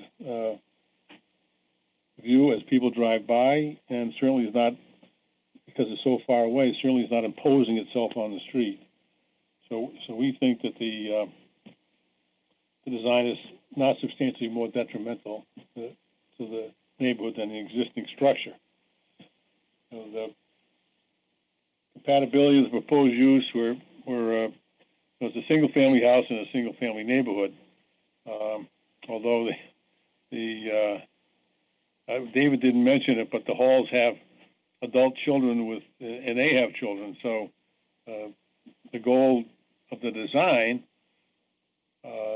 is that the children will each have a master bedroom, and then there's the bunk room for the grandchildren. So it's going to be a well-used family home. The method of sewage disposal, source of water and drainage, it's an on-site septic system. It's going to be a brand new septic system because of the way the work is going on. It's, public water, and we don't think there'll be any impact on traffic flow and safety. So that would be our review of the criteria. How about the variance criteria, Mr. Rowe? Well, I'm glad you asked. No, you're not. Sure I am. Because, even the most ardent opponent of variances can understand, that there are circumstances here relating to the soil conditions, shape, or topography that especially affect this land and don't affect the land generally in the zone. Sarah, could you put up that assessor's map again for me? So 159 is the lot that's circled in yellow. And as you can see, the AE zone, that's the green stuff, completely covers our lot. It does the same thing to 213, but this affects our property in a way that's truly unique. And so we start with the basis that we have an unusual topographic situation here, and the affects us and does not affect the zoning district generally. But because we have a tiny little bit of buildable upland, which is also unusual, if we want to go above 2,800 square feet, we need a variance. So I think that when you look at the other requirements of granting a variance, that the hardship here of reduced size because of the unique condition of our property, but I think you would find that you can grant this relief. There's no detriment to the public good, certainly, and and we're not nullifying or substantially derogating from the intent or purpose of the ordinance. The existing house is already 2,600 square feet, and so our coverage going up to 4,200 it's in keeping with the neighborhood. So but because the house is so far back from the street, the size of the house, it's not something that you would say substantially derogates from the purpose and intent of the bylaw, because it's, where the house is no wider side to side than the existing structure, it's not a change that would even be detectable to passersby or even viewers of the property. So we believe that the restriction imposed in the bylaw is a substantial hardship, given the quality of the homes in the neighborhood, particularly the ones built after the year 2000, the value of the property itself. And so we think that the relief we're seeking does no harm, no detriment to the public good, and is not substantially derogating from the purpose and intent of the bylaw. So that would be our presentation on the variance. Thank you. Sarah, is there anybody out there that would like to speak in favor of this project?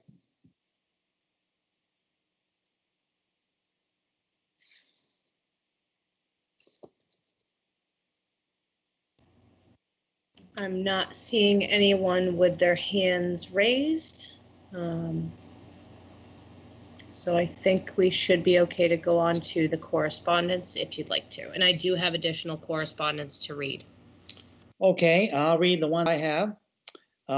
This was dated July 22nd. It was from Catherine Halpern, Planning Board Chair.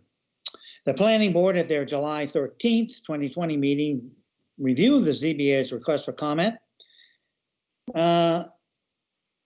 After review of the request, the board voted 6-0-0 to give a positive recommendation, provided that the new driveway north of the 100-foot line from the top of the coastal bank is constructed of material that permeable material and constructed in ways to not obstruct the flow of water. Okay, and then we have dated today, from Kevin Marino. As the owner of the home at 149 Sea Pine, I write in enthusiastic support of my soon-to-be next-door neighbor David Hall's application for a variance that will enable him to build the home he has planned for 159. I've reviewed both the amended site plan and the builder's plan for the home, and am confident it will be perfectly consistent with the character of and a wonderful addition to our neighborhood. Then also from today, we have a email. This is from Lou McManny. I'm not too sure how you pronounce his name. McMenamy. Anyway, like I said, this is as of today. I own the property located at 162 Sea Pine, which is directly across the street from 159. I've reviewed the site and future house plans of David Hall and find nothing to impact the neighborhood. We hope to welcome David and his family soon. And then I have a note from Judith Giorgio, stated 7/22. I've reviewed the proposed plan. Proposed house has 5 bedrooms plus an attic space that could be considered a bedroom. Floor plans of the existing house are needed to confirm the existing septic flow and determine if the existing septic system is adequate. And that's the extent of the correspondence I have, Sarah. What do you got? I have one from Conservation Agent Callie Harper, dated July 22nd. The commission continued this project to the August 5th work session. It is believed that the order of conditions can be approved with special and general conditions. And that is the extent of the additional correspondence that I have.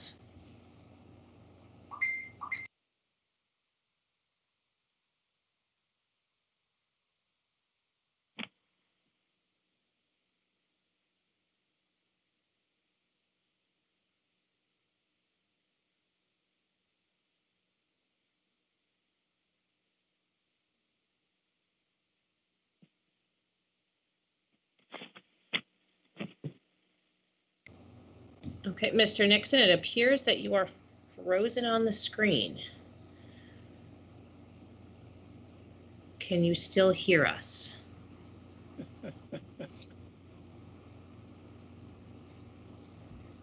Get that 12-year-old grandson back. Yeah, that's what he needs.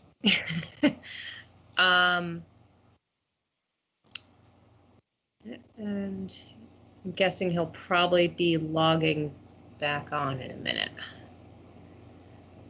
Yeah. Mr. McMenamy, the neighbor across the street, is the one whose view is improved via the change in the building design.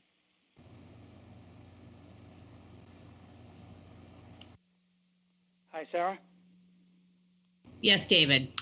Well, I don't know what happened to my Apple, but I'm out, so I'm back on the phone. Lost your connection. Well, there's going to be some big thunderstorms coming through very shortly, so. Okay, well, okay, anyway, I'm back on the phone. So we have to now see if there's anyone in the audience that wishes to speak against this or has a specific question.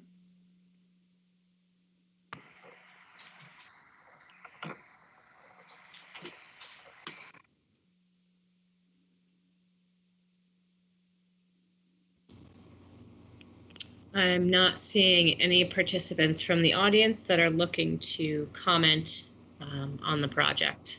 Okay. Okay, questions from the board. Let's start with Happy.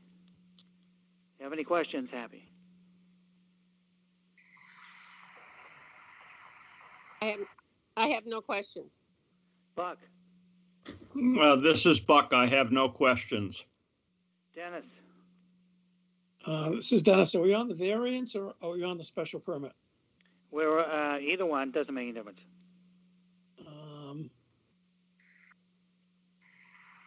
No, I have no questions then. Dave Thompson? I have no, Dave Thompson, I have no questions. Megan? Megan Story, I have no questions. Dave Veach? David Veach, yeah, I guess I would like to ask the question of the architect, whether there was any attempt at creating a design that met the requirements of the bylaw so that a variance wasn't required. David, Bill Riley, I can answer that question. Okay. Because at the time the house was designed, we were under the impression only a special permit was required, not that a variance was required. Okay. So it was designed, under those parameters. Okay. It was only after we submitted the application that Sarah, after review with Jay Briggs, felt that the variance was required. I can tell you that David Clark and I think that because we're non-conforming as to the 15%, that we don't need a variance, but Jay's made his ruling and we live with it. Okay, thanks, Bill. Paul. That's all I have, Dave. Okay, Paul. It's Paul Semple. I have no questions. Well, Dave Nixon, I do, Mr. Riley. I didn't quite get your argument about the hardship. I mean, to me, this is self-generated. Your client is buying this. He's buying this the way it is. And for you to tell us that this is a hardship, it's very difficult for me to stomach that. To me, it's totally self-generated by your client. Would you like to speak to that? I think as I indicated, the house plan came together during a time when it was our belief that only a special permit is required. I think the hardship in a circumstance like this has to do with, it says hardship, financial or otherwise. So the properties are, as you know, waterfront properties in Chatham, very expensive. And so you want to have a structure on the property that merits the cost of the lot. So for instance, the existing house, it was built in the 1950s, effectively has zero value because the property is being bought solely for the purpose of putting a new house on it. And so I think it's important for people who are making investments like this that they be able to put a structure on the property that adds value to the property, and so and is useful to them in their family usage. And so, yeah, they could have a smaller house, but then it wouldn't meet their needs as a family, and the value that they would get out of the property after paying a substantial amount for the land itself wouldn't be what the typical return you would expect on a situation like this. So I think that you could find that there's a hardship there, and that but most importantly, as I've said to you before, Dave, it's not a question of are we building the Empire State Building here? It's a house that fits in the neighborhood. It's a variance, but it's not a huge variance. It's the kind of thing that the if you look at the second half, it can be granted without detriment to the public good. In fact, it's a benefit to the public good because it's going to raise the value of the properties around it. As you might have gathered from Kevin Marino, the neighbor to the west, and Leo across the street gets his view improved. So that means that the public view is improved. As people drive by, they get to see, down that view corridor on the west side of the house. So, even if you don't think it's much of a hardship, it's not much of an ask on the other side either. So we think that, given the fact that there's no harm to the town, either under the bylaw or there's a risk of an appeal. I mean, all that risk, 100% of that risk resides with the Hall family. So, given that there's, we think there is a hardship, and we think there's no harm either to the town or to the concepts of the bylaw. And therefore, we think you should be able to vote to grant the variance. Okay, any other questions from anyone? Paul? This is Paul Semple. I'll move to close the hearing and move into deliberations. David Veach seconds. Okay, I'll poll the members. Let me get my little sheet here. Dave Veach? Veach votes yes. Paul? Semple votes yes. Happy? Happy votes yes. Buck? Upson votes yes. And I do too. Okay, deliberations. Let's start with Buck. Well, I haven't been persuaded by the applicant's representative about the hardship. I think that the 2,800 square feet is the maximum allowed, and therefore I'm not supporting the proposed project. Happy? I don't have a problem with this, with the variance, and I would support the project. Paul? This is Paul Semple. I spent a good deal of time trying to look at the percentages, because you start looking at 7.5% and 9.3% in terms of building coverage, and then you look at 64% of proposed building coverage and 79.8% of coverage, and you realize that you're talking about the difference between building coverage and lot coverage. And when you look at the lot coverage under our ordinance, and specifically footnote 12 on table 2, it basically says that if you've got buildable upland of less than 20,000 square feet, then you should have building coverage of no more than 2,800 square feet. Now, it also goes on to go up to buildable upland of 27.5 to 30,000 square feet, in which case you could have maximum building coverage of 3,000 square feet. But this proposal is in excess of even that, if you were to assume that there was buildable upland that went up to 30,000 square feet. So usually we have problems with the variance in terms of the specifics of the lot itself. And here the lot, I think, has a lot that's necessary in terms of topography and shape, that we could perhaps find a variance. But in terms of the literal enforcement of the provisions of the ordinance and the bylaw involving substantial hardship, financial or otherwise, to the petitioner, I don't see the hardship here other than, as Dave Nixon has indicated, a self-imposed hardship.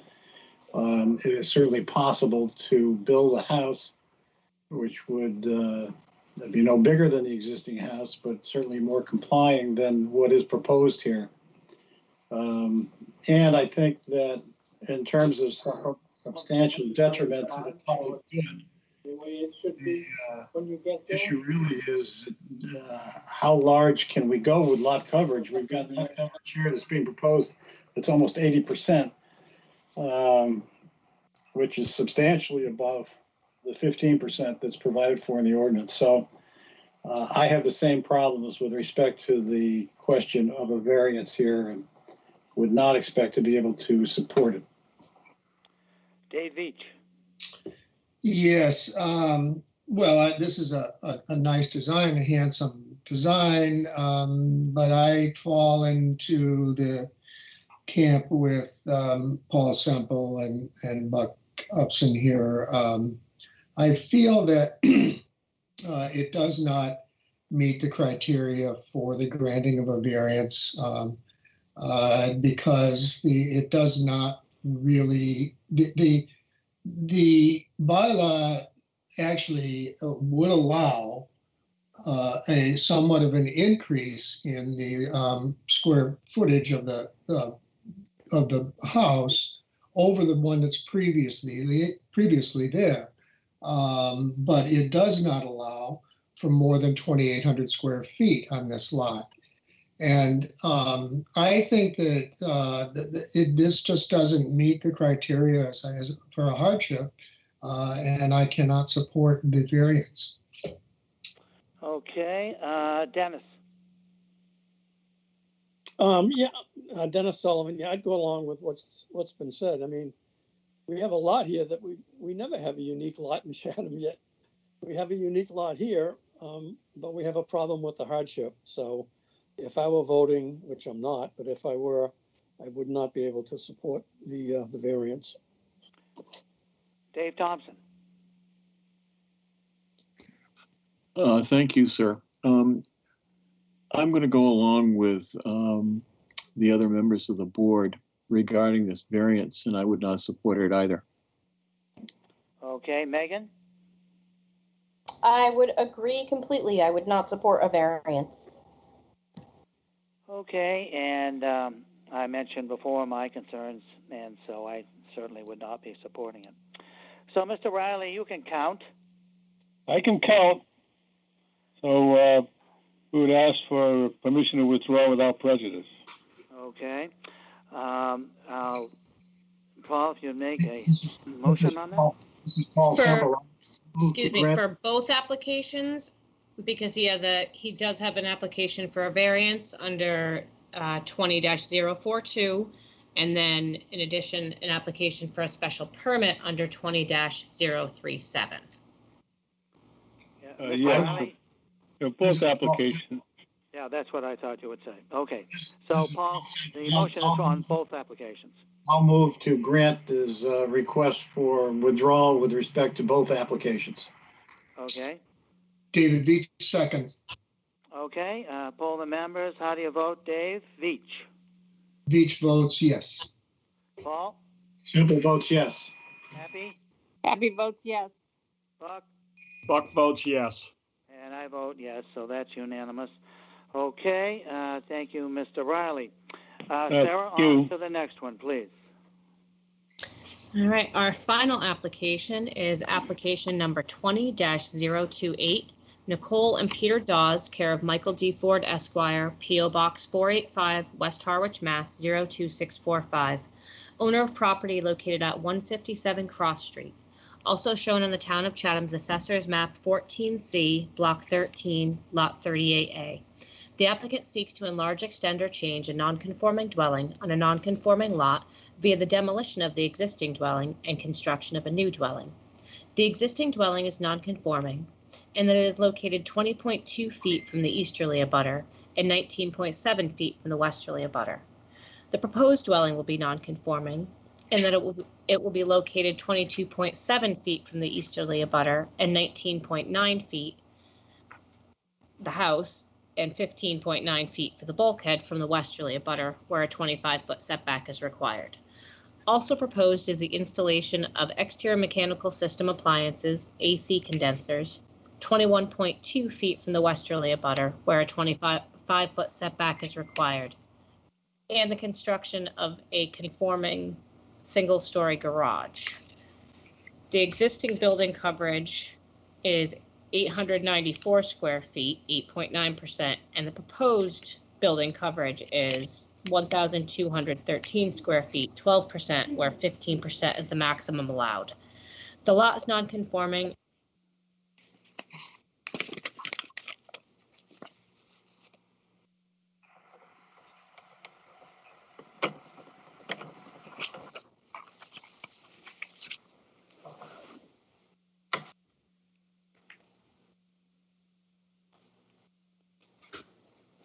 Sarah, I can finish it. The lot is non-conforming in that it contains 10,107 square feet, where 40,000 square feet is required in the R40 zoning district. A special permit is required under Mass General Laws, Chapter 40A, Section 6, and Section 5B of the Chatham Protective Bylaw. This was continued from June 11th, 2020. So, Mr. Ford, are you there? Yes, I am, Mr. Chairman. Can you hear me? Yes, we certainly can. Okay, great, thank you. So Attorney Mike Ford, representing the applicants, Nicole and Peter Dawes, who I believe one or both may be on the phone as well. Okay. Joining me also is Aaron Polhemus of Polhemus Savory De Silva, who has worked with the Dawes to design the proposed house that is before you this afternoon. As you indicated, Mr. Chairman, this was previously advertised, and at your last meeting it was continued because the applicants had decided to make a change in the design, and that change involved some very minor alterations to the house itself, but the principal change was that they removed the garage. And so the prior proposal, which had a freestanding garage behind the proposed house, and no garage exists there now, is no longer part of the plan. And so that has substantially reduced the lot coverage. The lot coverage was going to be conforming anyway. 15% is allowed in this zone. It's going to be around 14%. Now it's down around 12% with the elimination of the garage. So just by way of background, Mr. Chairman, this house, we've never been able to find an exact date as to when it was constructed, but there was evidence in the assessor's records that it was constructed sometime in the early 1940s. And so out of an abundance of caution, we did go to the Chatham Historical Commission under the demolition delay bylaw. And they took jurisdiction of it, presuming that it was over the 70 years old. And they reviewed our request to demolish it. And after a site visit and a hearing, it was determined by the commission to impose a limited delay of 6 months, which expires, as you'll see in a comment that you'll read from the Historic Commission later this summer. They did ask Nicole and Peter if they would be willing to advertise the house for sale for that 6-month period. Not for sale, excuse me, free of charge to anybody who might want to come and take it. They've done that, and it's been advertised each month in accordance with that requirement of the Historic Commission. So it did get reviewed by Historic. There was a delay. I just wanted the committee to be aware of that. And that delay expires sunset at the end of the summer. Since this is a special permit and your ultimate determination is whether or not what we're proposing is substantially more detrimental to the neighborhood, I'd like, if I could, Mr. Chairman, to turn it over to Aaron Polhemus for simply a review of the neighborhood. We've prepared a screen, and I believe you're without a screen at this point, so I apologize for that, but perhaps that can be shared with the rest of the members. Sarah has that presentation, and if Aaron is on, I'd ask him to go through it with your permission, Mr. Chairman. Certainly. Yes, this is Aaron. Are you able to hear me, Mr. We Chairman? can hear you, Aaron. Great, thank you very much. So Aaron Polhemus, for the record, Polhemus Savory De Silva Architects Builders. I'll run through this pretty quickly for you all. I know you've had a long afternoon so far, but thank you for the opportunity. Not as long as our last afternoon, let me tell you. Well, yeah. We'll try to get you out of here. Try to get you out of here. Yeah, that was only 6 hours. Yeah. Okay. Thank you. That's a long one. That's a long one. Well, thank you. So could I have the first slide, please, Aaron? Number 1, the Google Earth. Thank you very much. So this first slide, as you can see, the yellow box, for those of you who are able to see the screen, shows the property 157 Cross Street, which is the property we are here before you with this afternoon. Next slide, please, Sarah. Thank you. This slide shows the existing structure that sits on the house. Next slide, please. 111 Cross Street. So we're just running down the street here, 111, a couple houses down. Next slide, please. Here we have 118 across the street from 111. As you can see, larger home. Yeah, next slide, please. Thanks. 119. This is also on the same side of the street as 157. I believe this is actually 3 properties down. Next slide, please. 143. This is 2 homes down from 157. Go to the next slide, please. 148 is across the street, larger home quite close to the street, as you can see, across the street from 157. And next slide, please, Sarah. 149. So 149 is directly adjacent to 157. And as you can see, this is a home that's been renovated and restored directly next door. And next slide, please, Sarah. And then 156 Cross Street, a couple doors down as well on Cross Street. I think we just have a couple more here. 166, also across the street, a couple doors down. And 2 more. Next slide, please, Sarah. 177, this is on the same side. This is the Hiawatha. Expect everyone's aware of Hiawatha, a couple doors. There's about 3 homes down on the same side of the street. Larger historic home. And then the next slide, please, the last slide of the neighborhood. This is 178, kind of diagonally across the street on the other side of the street. So that is just a quick view of the neighborhood, just to kind of remind us all of the neighborhood here on Cross Street. We'll go to the next slide, please, Sarah, the proposed. So this, just run through the proposed here. This slide shows the existing footprint. You can see in the red dotted line, and then the proposed. Very similar placement to the existing, although a bit more conforming. As you can see, the new home is a little bit more narrow on the site. And, next slide, please, Sarah. So here's the proposed first floor plan. This is a very compact home. The square footage on the ground, about 1,100 square feet. You can see here. So a compact kitchen, living, dining with 1 bedroom on the first floor. And then we'll go to the next slide, please. And here's the second floor, just with 2 relatively modest bedrooms with bathrooms, about 850 square feet on the second floor. Next slide, please.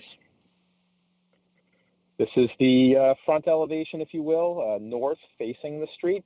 The house is a rather rather modest house when looking at this neighborhood, only about 23 feet tall, and like I showed before, about 1,100 square feet of footprint. Next slide, please. This is one of the side elevations, the east elevation. And next slide, please. This is the south. This is the rear of the home. Not viewable from the street, but we wanted to show you that. And next slide, please. And this is the west, the other side elevation. We'll go to the next slide, please.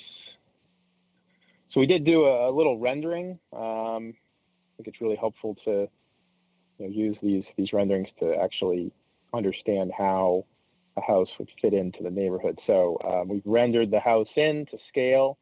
I think it really helps to see it on the site. As I shared before, modest home, When compared to the neighborhood, about 23 feet tall and about 1,100 square feet.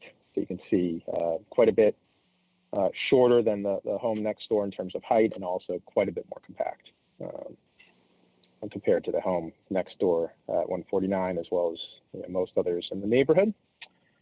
And we will stop there, and I'll turn it back over to Mike Ford. Okay, if I could, Mr. Chairman, I'd like to run through the criteria for the board. Please do, please do. I did submit these to Sarah, so I'm hopeful that the board members did get these in their packets. First, with respect to adequacy of size of the site, this is an R40 zone, but this is a lot created many years ago, a little over 10,000 square feet, so it's non-conforming in terms of area. The frontage is also non-conforming. It has a little over 52 feet of frontage along Cross Street, where 150 is required. So the springboard for the application is the non-conformity in terms of area and frontage. One other, the existing dwelling on the site is 20 feet to 20.2 feet in terms of the side yard setback from the east, where 25 is required. And it's 19.7 on the westerly side from the common driveway that goes up and services the house immediately behind the proposed structure. So the proposed dwelling will improve both of those side yard setbacks, not by a lot, because the lot is very narrow, being 52 feet in front, but it gets a little bit better on the east. The setback of 22 feet, where there's only 20 now, and then a couple of inches, frankly, on the west side. That was 19.7. We go to 19.9 on that side. And then the proposed height and coverage, as Aaron pointed out, the existing building has a coverage of 894 square feet, so just below 900. The new building with the little bump outs is 1213. And so what is allowed in this area, that's 12%. What's allowed in this area is 15%. So it's still a healthy margin under the maximum allowed in this zoning district. So it complies. The height of that existing building is 21.4. The reproduction cape that's there. And the proposed height, as Aaron has pointed out, is 23.7. So we think the house fits nicely on the lot. As Aaron indicated, it's a modest home. You saw the floor plan. It's very modest floor plan on the inside. So we think, given all of that, that the site is adequate for the proposal. Compatibility of the size of the proposed structure with neighboring properties. We think it fits in. Cross Street historically was known as Captain's Row because there were so many large captain's houses along Cross Street. As we did the preparation for the historic committee meeting, we discovered that Cross Street was that Captain's Row. The house next to the proposed house, 149, the larger White House, and perhaps Sarah, you could put the last slide in the again up on the screen so people could see that as I go along.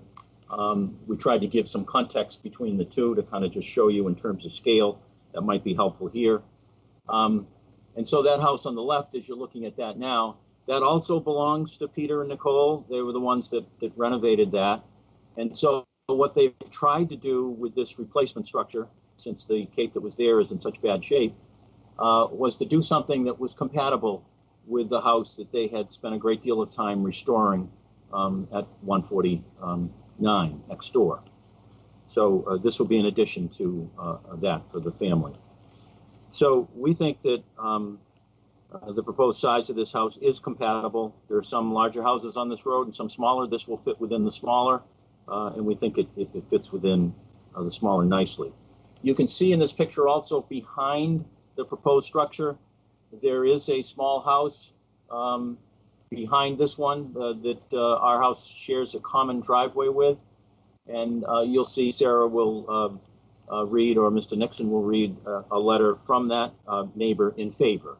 The Dawes have shared the plans with that neighbor, and they're all in favor of the replacement home. The extent of the proposed increase in the non-conforming nature, there really is no increase in any non-conforming nature here. The side yard setbacks stay non-conforming because the lot is so narrow, but they get a little bit better. And the lot coverage stays conforming, the height stays conforming. In all other respects, the structure is conforming. It is the lot size and the frontage, of course, of the lot that's non-conforming. Impact of scale, siting, and mass on neighborhood visual character, including views, vistas, and streetscapes. We think this will improve the streetscape. The existing home is in disrepair. It does have structural problems that were evident when the Historic Commission came and looked at it. And so they think that this one will be an addition to the neighborhood and add to the visual character of Cross Street and fit right in. Negative impacts on views, vistas, streetscapes. We think it's compatible. We don't think that anybody's view or vista will be negatively impacted by this. Under number 7, compatibility of use with neighboring uses, excuse me, this is 6. It will continue to be residential, so there isn't any change there. Method of sewage disposal, source of water and drainage. There is public water. The property is served by town sewer and will continue to be served by town sewer. We don't think there's any impact on traffic flow and safety, and we don't think there's any noise and litter. I'll make a comment just quickly with respect to traffic flow and safety. There was some concern by some others who own property on Cross Street. The Cross Street itself has been a very busy street. There's been a lot of construction on it. There's been a lot of municipal construction with utilities on the road. And as a result, there has been a problem with traffic. They did complain that there were problems when the petitioners restored the house next door, which they believe, one of the neighbors who wrote believed that there were construction vehicles that were part of that were on the road. Frankly, that's one of the reasons that the Dawes have abandoned the idea for a garage on this one behind this house, so as to give them more room so that construction vehicles could be off the road and get up and park behind this, so that they wouldn't be negatively impacting, frankly, Cross Street, because they know what a busy street it's been. They've lived there for a long time, and you'll hear from Nicole with respect to that. So that's the criteria, Mr. Chairman. We think, based on all of those, that the board can make a finding here that this will not be substantially more detrimental to the neighborhood. Indeed, we'd like to think that the board will find that this will be a positive impact on the neighborhood itself. Mr. Chairman, I'm familiar with your process. This is our this is the time that you generally go to anyone in favor. I will tell you that Mrs. Dawes Nicole would like to address the board, and I could have her do it when you move to that, or I could have her do it now while we're still completing our presentation. That's up to you. Let's have her do it right now. Okay, so Nicole, you're on if you're still online. Yes, I am. Thank you very much. My name is Nicole Bernard Dawes, and the last 4 digits of my phone number are 8233. I was born and raised in Chatham and consider myself extremely lucky to have grown up here. My husband, Peter, and I have owned our current home on Cross Street for over 17 years and plan to remain in Chatham for the rest of our lives. Our 2 children have celebrated every birthday and Christmas at our home, and we care deeply about our neighborhood. We take great pride in being one of the longest residents of Cross Street and being stewards of the history and character of this important street. We painstakingly restored our home at 149 Cross Street, winning a preservation award, and have worked for over a year to design the house at 157 to fit with the rest of Cross Street. Thank you very much for listening and for considering our application.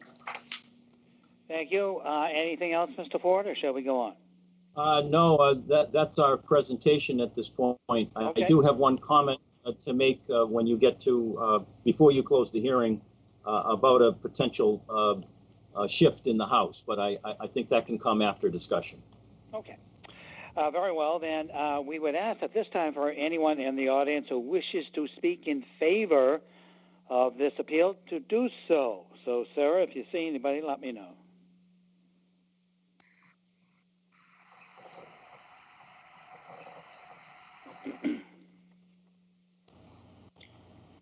I am not seeing any hands raised or anyone unmuting themselves so they can speak. So I believe we can proceed. Okay, then we'll go on to the correspondence. The first is from Judith Giorgio, Board of Health. It's dated July 22nd of this year. I've reviewed the plans proposed for the new dwelling. This property is connected to town sewer. Existing floor plans must be submitted for review to determine if any new sewer flow is proposed. The proposed house is a 3-bedroom dwelling. And then we have an email, and this is from Frank Messina. And he is writing to, looks like Sarah Clark.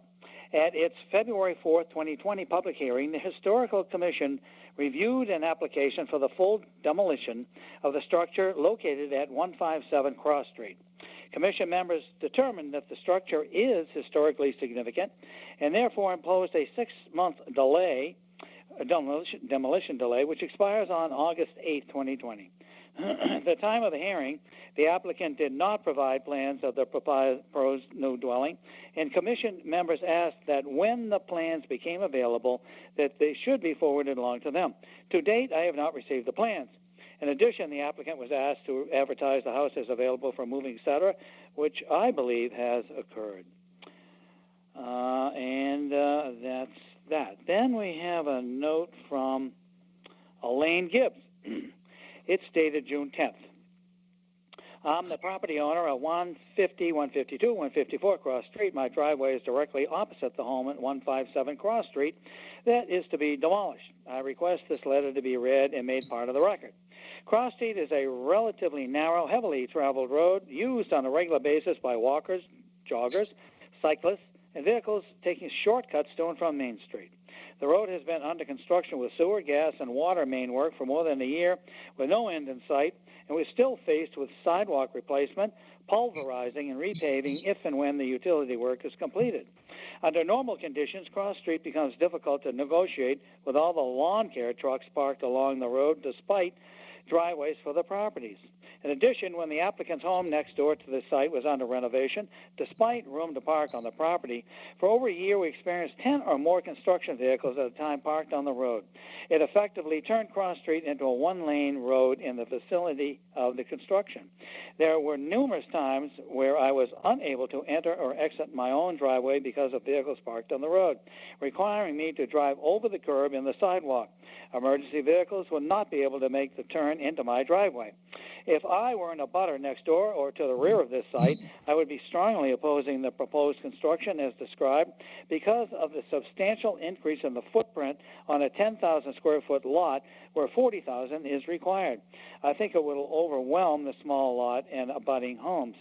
Once construction begins, it's likely going to take a minimum of a year to complete based on the applicant's previous renovation project and will be disruptive to the neighborhood and traffic flow.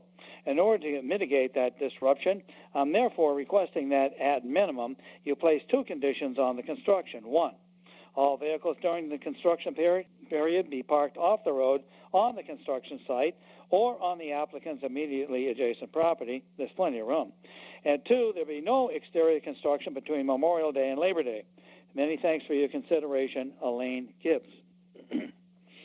And then we have a letter. This is from Arlene Lynch.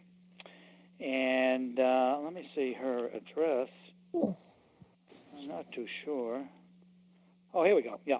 She lives at 148 Cross Street. So I'm writing in connection with this project. My home is located at 148 Cross Street, which means I'm in a butter to the home being torn down at 157. I'm sending this note regarding this demolition and construction and ask that you read my note into the record. Over the past years, Cross Street has become an increasingly busy road. Drivers have been making use of it as a shortcut when trying to get to Main Street or to Lighthouse Beach. I regularly see people out jogging or walking, sometimes with children and strollers or with pets, or on bicycles or skateboards. More recently, there have been numerous town vehicles and construction workers assigned to various town utility projects on the street, and some of those utility projects still seem to be ongoing. The whole road currently looks scarred and wounded, and the sidewalk and pavement need to be replaced. Furthermore, there are the delivery and yard work trucks that sometimes get parked in or along the road, and the road gets blocked off each year in August for the fair in Chase Park. Within the past few years, the applicant's home at 149 Cross, which is located next to this property, 157, underwent major renovations and construction. The results were lovely. The project received a 2018 Preservation Award. During that renovation and construction work, however, there were many times when numerous trucks and other vehicles parked along and sometime in the street day after day. This often limited the flow of traffic on Cross Street significantly. Sometimes my guests or I found it challenging to get in or out of my driveway. If I'm in my 80s, so I need to know that an emergency vehicle could get to my home quickly and easily if required. The sidewalk in front of my home was also damaged by one of the construction vehicles, which took a long time and numerous phone calls to get patched up. And I was regularly worried that one of the big trucks backing down the driveway would hit my mailbox. In addition, when the applicant's home at 149 Cross Street underwent those renovations and construction, dust, dirt, and debris was tossed up in the air from the site and onto my property. Streams of these materials often floated into my yard, onto my front porch and rocking chairs, or all over the windows, roof, walls in the front half of my home. When I contacted the builders about these damages to my home, they eventually sent a representative to my property, but she told me that the builders are not willing to cover all the costs associated with these damages. My front porch, decking, my window screens, and my windows have not been the same since. Based on what I experienced with the applicant's previous construction project at 149, I have concerns about this new one. I assume this new project, 157, will likely take at least a year to complete, and the same issue with traffic as well as dust, dirt, and debris could likely arise. If the ZBA could require the applicant to implement procedures to prevent or mitigate this kind of disruption to traffic on Cross Street, as well as those kinds of damages from dust, dirt, and debris to neighboring homes like mine, that would be appreciated. As such, I'm asking that you please stipulate the following three conditions on this new project. A, that all trucks and other construction vehicles associated with the demolition and construction project be parked on the applicant's property, 149, or that those trucks and other vehicles be parked on the site of the construction, not alongside or in the street, and that any of the drivers of these vehicles backing out of the driveway 149 make all reasonable efforts to avoid driving onto the sidewalk in front of my home and or hitting my mailbox. B, that the applicant makes all reasonable efforts to limit dust, dirt, debris from wafting off the site, and that the applicant commits to covering the cost of having the windows, screens, porch decking, exterior walls, and furniture of any abutting neighbor professionally cleaned if that neighbor deems it to be necessary, once the major exterior work on the project is completed or near completion. C, that demolition and exterior construction work on the project shall not be permitted between Memorial Day and Labor Day. I look forward to seeing this new home in our neighborhood. Thank you very much. And then last, we have a note from Alan and Pat Sacklaven. We own the property 161 Cross Street. This was sent on July 20th. We own the property 161 Cross that abuts and is located behind the lot at 157. We have reviewed the proposed plans and elevations for the replacement non-conforming structure and for the new conforming garage to be added. We are comfortable with the Dawes' proposal, which we believe would be an attractive improvement of the property. We would like to offer our support for granting the special permit.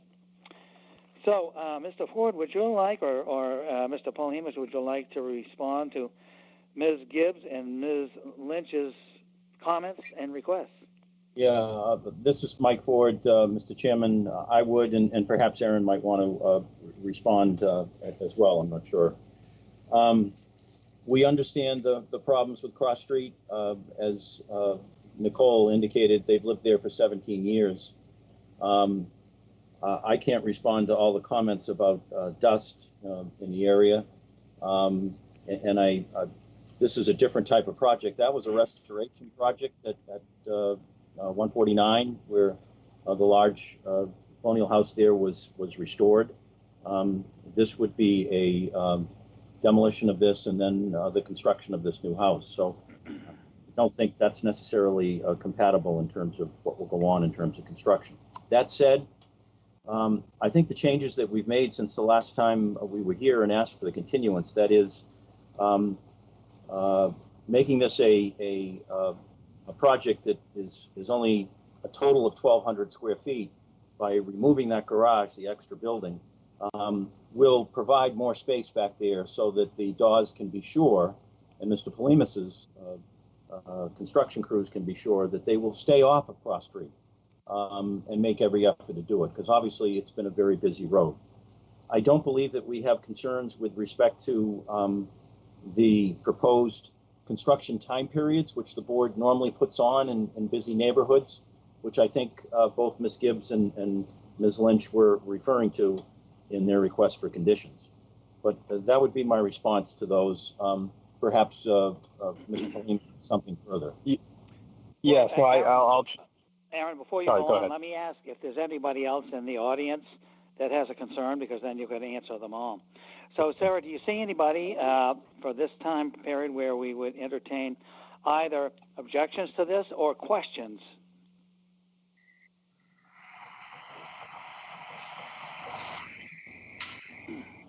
I'm not seeing any. There's a couple of phone numbers on here, but I'm not seeing anyone raising their hand or speaking up to make a comment.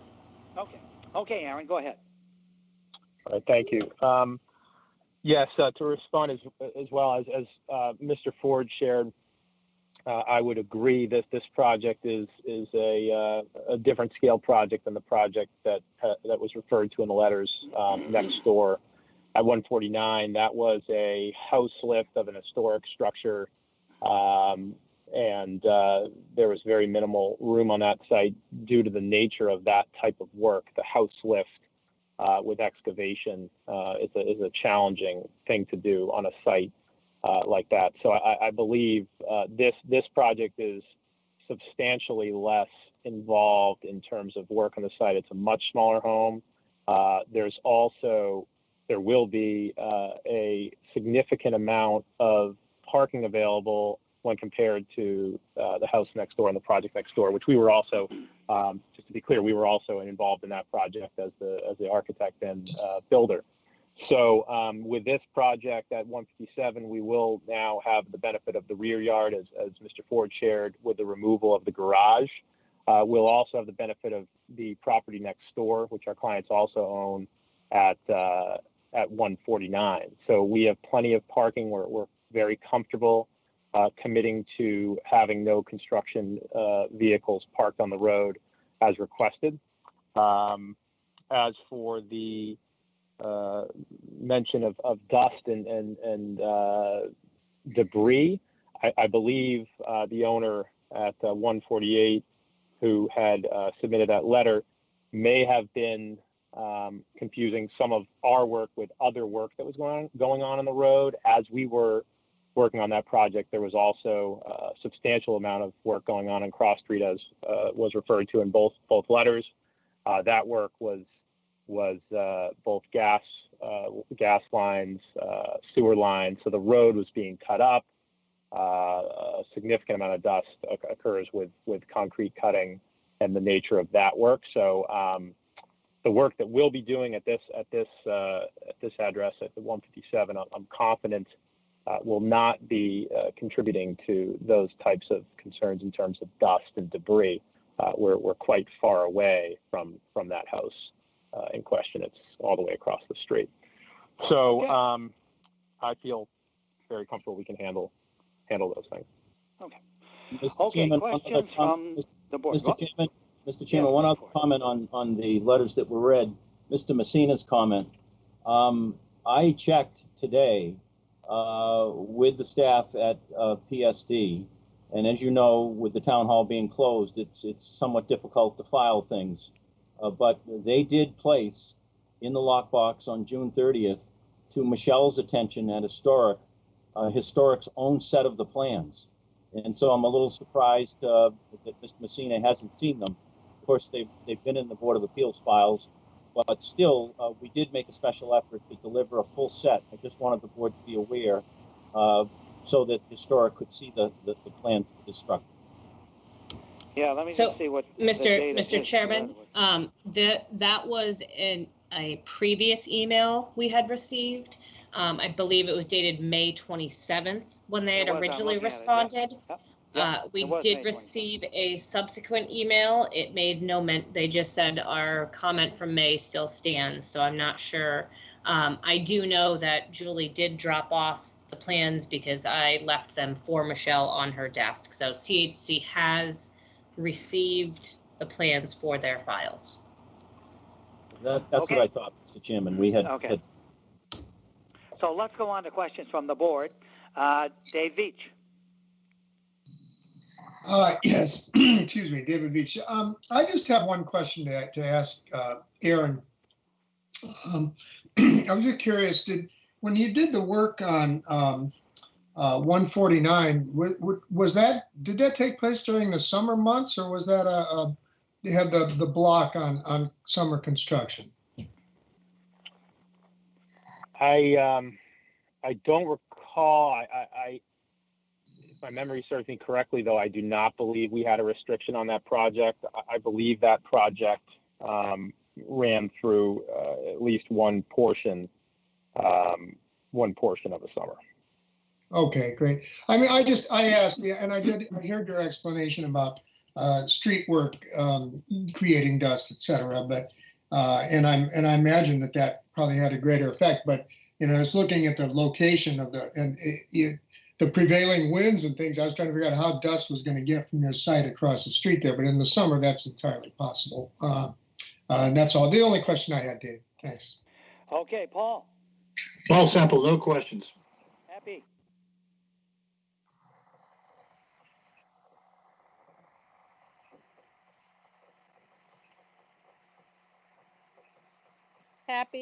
Happy, no questions, sorry. Buck, questions. Yeah, I have a question for Aaron. Aaron, this is Buck speaking. Hello, Buck. Hi. Any reason for putting the air conditioning condensers on the front of the house, or we'll say very close to the front of the house? I know you can hide them with bushes, but doesn't all the other photographs of the 10 or 15 homes you showed us, I didn't see any compressors in the front views of the homes. So we are working with a team on a plan that will absolutely screen those air conditioning condensers. It was determined that location actually worked quite well in terms of being able to screen. There will be a significant amount of landscape planning here, and plantings will be in place so that those units will not be visible from the street. Thank you. Dennis. Yes, I just have a question for Aaron. I was wondering if you would be willing to put the same type of signage that you have over on Stage Harbor Road on Cross Street, which indicates that there's no construction vehicles to be parked on the road during construction. I like the sign you have over there, Dave Nixon's house. Thank you, and absolutely, and I fully intend to have the same type of signage installed in this location. Okay. Great, that's all I have. Yeah, and I might interject here that I was very impressed by, this is not a project over here that was approved by the ZBA, it had nothing to do with it. But Aaron put up 4 signs that says construction vehicles should not be put on the street, and Stage Island Road's a pretty narrow street. And it has worked amazingly. It really has. Those signs are just great, Aaron. And so I want to thank Polhemus, Savory, DeSilva, Architects, Builders for doing that. That was a really neighborly thing to do, and thank you very much. Dave Thompson, do you have any questions?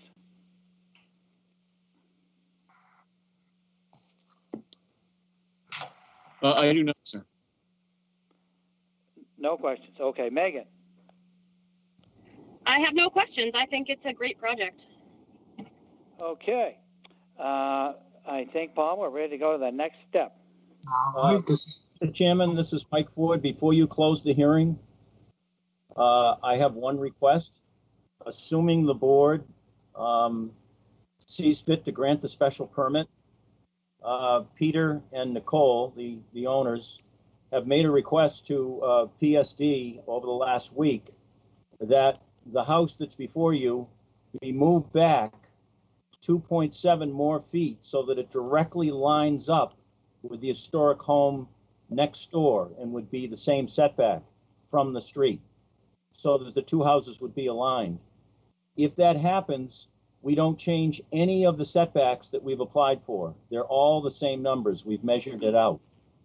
But we didn't have a chance to get that plan ready and get it before you today. But rather than come back in an amendment, I thought I would raise it, Mr. Chairman, in case, if you're willing to go forward and approve this, you might be willing to, upon receipt of the plan by staff, to show that it is 2.7 feet farther back on the lot and doesn't change any of the setbacks, that alternate site plan could be approved. No other changes other than that. Okay, can I just make one comment on that, Mr. Ford, which is, if you did that, would not the AC and all that be that much closer to the abutter on the right's outside living area, which is essentially looking at this house? If you move the house back, to me, you're moving the noise of those machines closer. So I don't know if I would personally, here I'm just speaking personally, would be in favor of it. All right. Okay.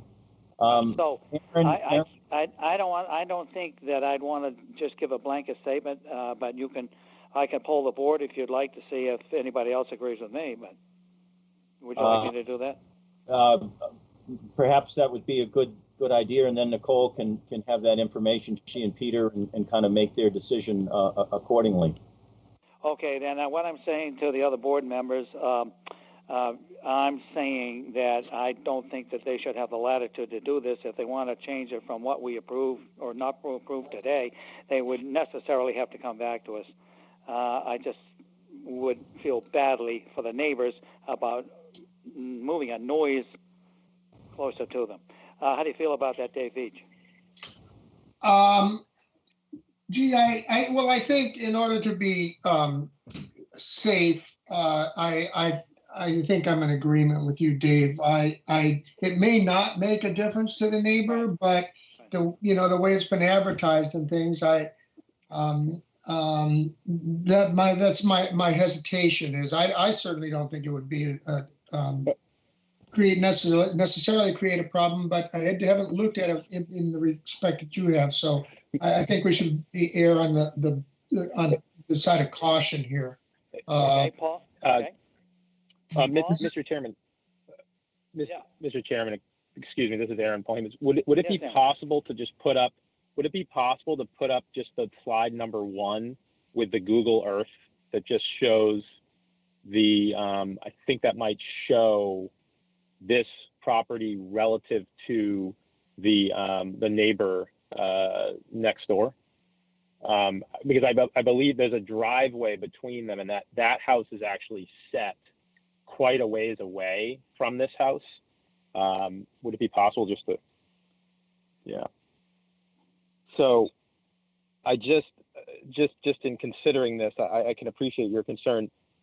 I know it's a little hard to see, but the house to the side abutting the air conditioning condensers, there's actually a driveway and then a tree line and then another driveway between those homes. There's actually a pretty substantial amount of distance there, as you can see. So I can appreciate the concern. I do believe in this case, though, the separation would be so significant that it really wouldn't make an impact, just for what it's worth. I just wanted to make that point with this plan here, just to make sure we were all clear of that. Yeah, my problem with that theory, Aaron, is that when I was over at your project, there was no vegetation blocking me from viewing into their outdoor living area, which is built on the back of the house, but towards the driveway and towards your thing. So, and unfortunately, my Apple is gone dead here, so I can't see what Understood. you're looking at. So. Yeah. Okay. No, I understood. Okay, back to the basic question to answer for Mr. Ford. Paul, would you like to see something, if they want to change it, 3 feet, whatever it is, do you feel you want to give them a green light, or would you like to see it brought in front of us? This is Paul Semple. Actually, Aaron anticipated my question. I was wondering what the distance is between where the air conditioning units were going to be and the housing and living area on the other side.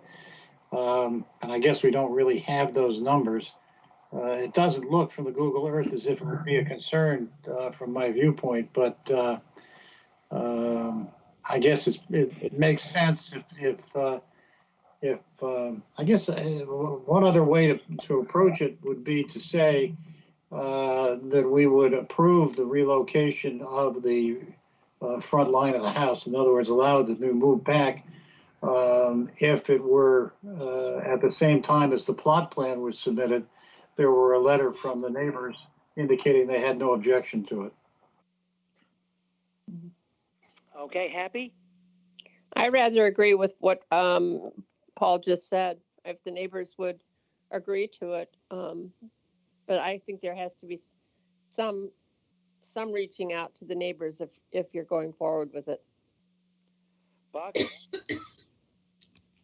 Where's the house?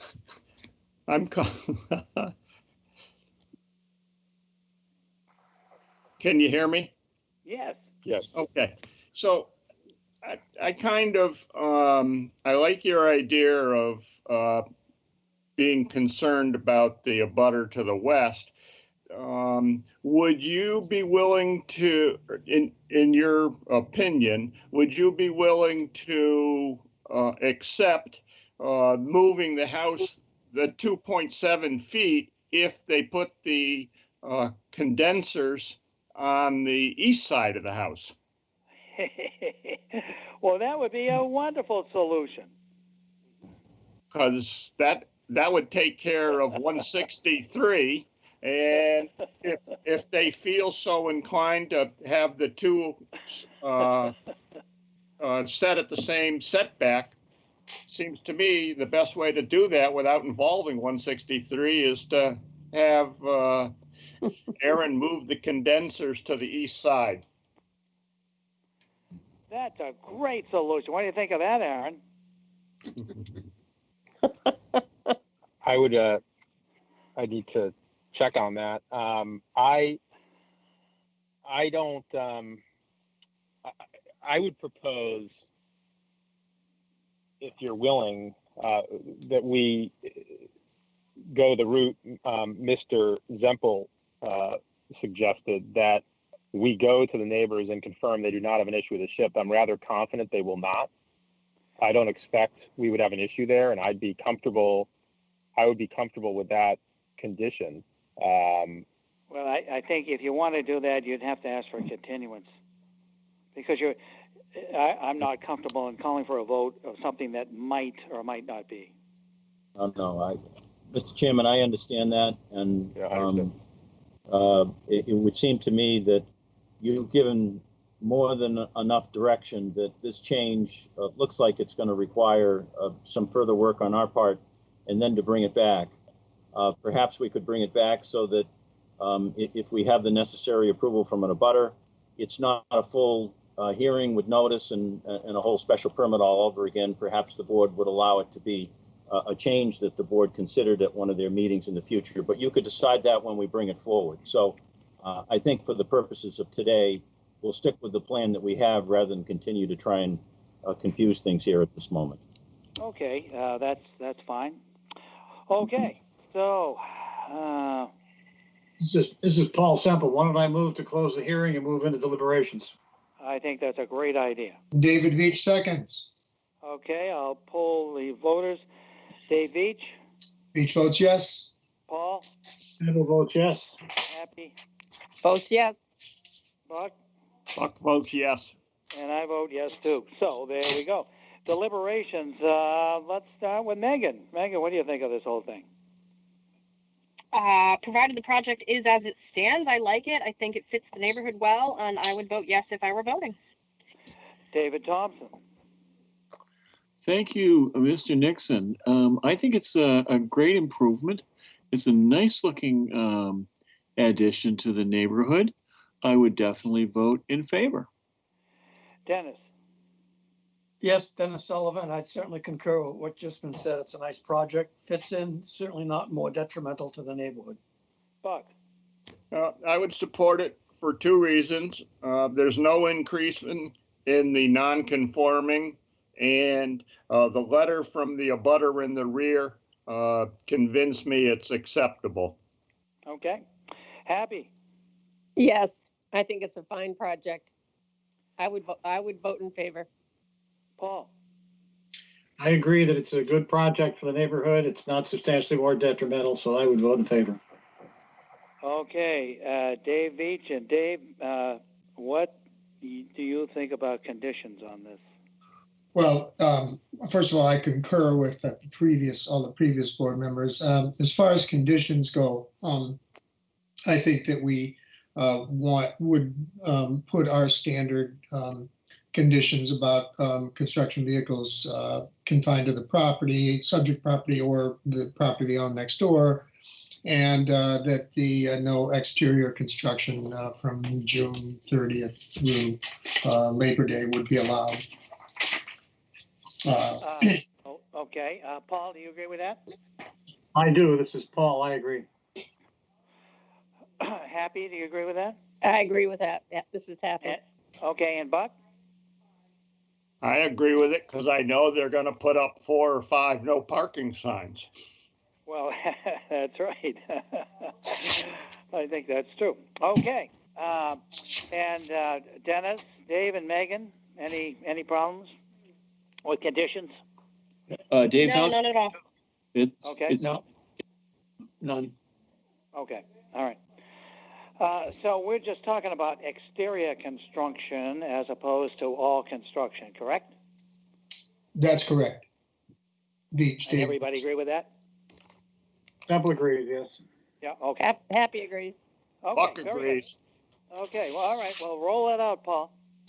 All right, I'll move to approve the application as submitted with the conditions that we have just discussed. Okay. David Veach seconds. Okay, and I'll take the roll of those voting. Dave Veach? Veach votes yes. Paul? Temple votes yes. Happy? Happy votes yes. Buck? Upson votes yes. And I vote yes. That's a unanimous vote. Thank you, Mr. Polhemus and Mr. Ford. Okay, next order of business is minutes. This is Paul Semple. I'll move to approve the minutes as submitted. The minutes of July 9th. Yes, yes. David Veach seconds. Okay, I'll take a vote. Buck? Buck votes yes. Happy? Happy votes yes. All right, Paul? Temple votes yes. Dave Veach? Veach votes yes. And I vote yes. Is there anything else to be brought before the board? You'll be happy Only to if know there's that we are not any now. public comment, but I don't see any. Oh, good. You'll be happy to know we are now in the Guinness Book of World Records for communities with residents under 10,000 for the longest zoning board meeting in the history of mankind. So, see, we're all famous. All right, with that, I'll take a roll call to just say goodbye. And what time is it, Sarah? I have no idea. It is 5:59 p.m. Okay, at 5:59, we are going to vote to adjourn, or just confirm that we're adjourning. You're not really voting, you're confirming you're adjourning. So let's say, Dave Veach. Veach votes yes. Yeah, Dave Thompson. I think he's already adjourned. Yes, definitely. I think it's a good idea. Paul Temple. Temple votes yes. Let's adjourn. All right, Happy. Adjourn. All right, Buck. Upson adjourn. Dennis. Sullivan votes yes. And Megan. Absolutely. All right, well, I won't vote differently because that would be kind of dumb. And my charming wife has just made me the best looking martini I've seen in a long time. Good night, everybody. Thank you, Sarah, as always. Over and Thank out. you, Sarah. Thanks, Sarah, Bye. for everything.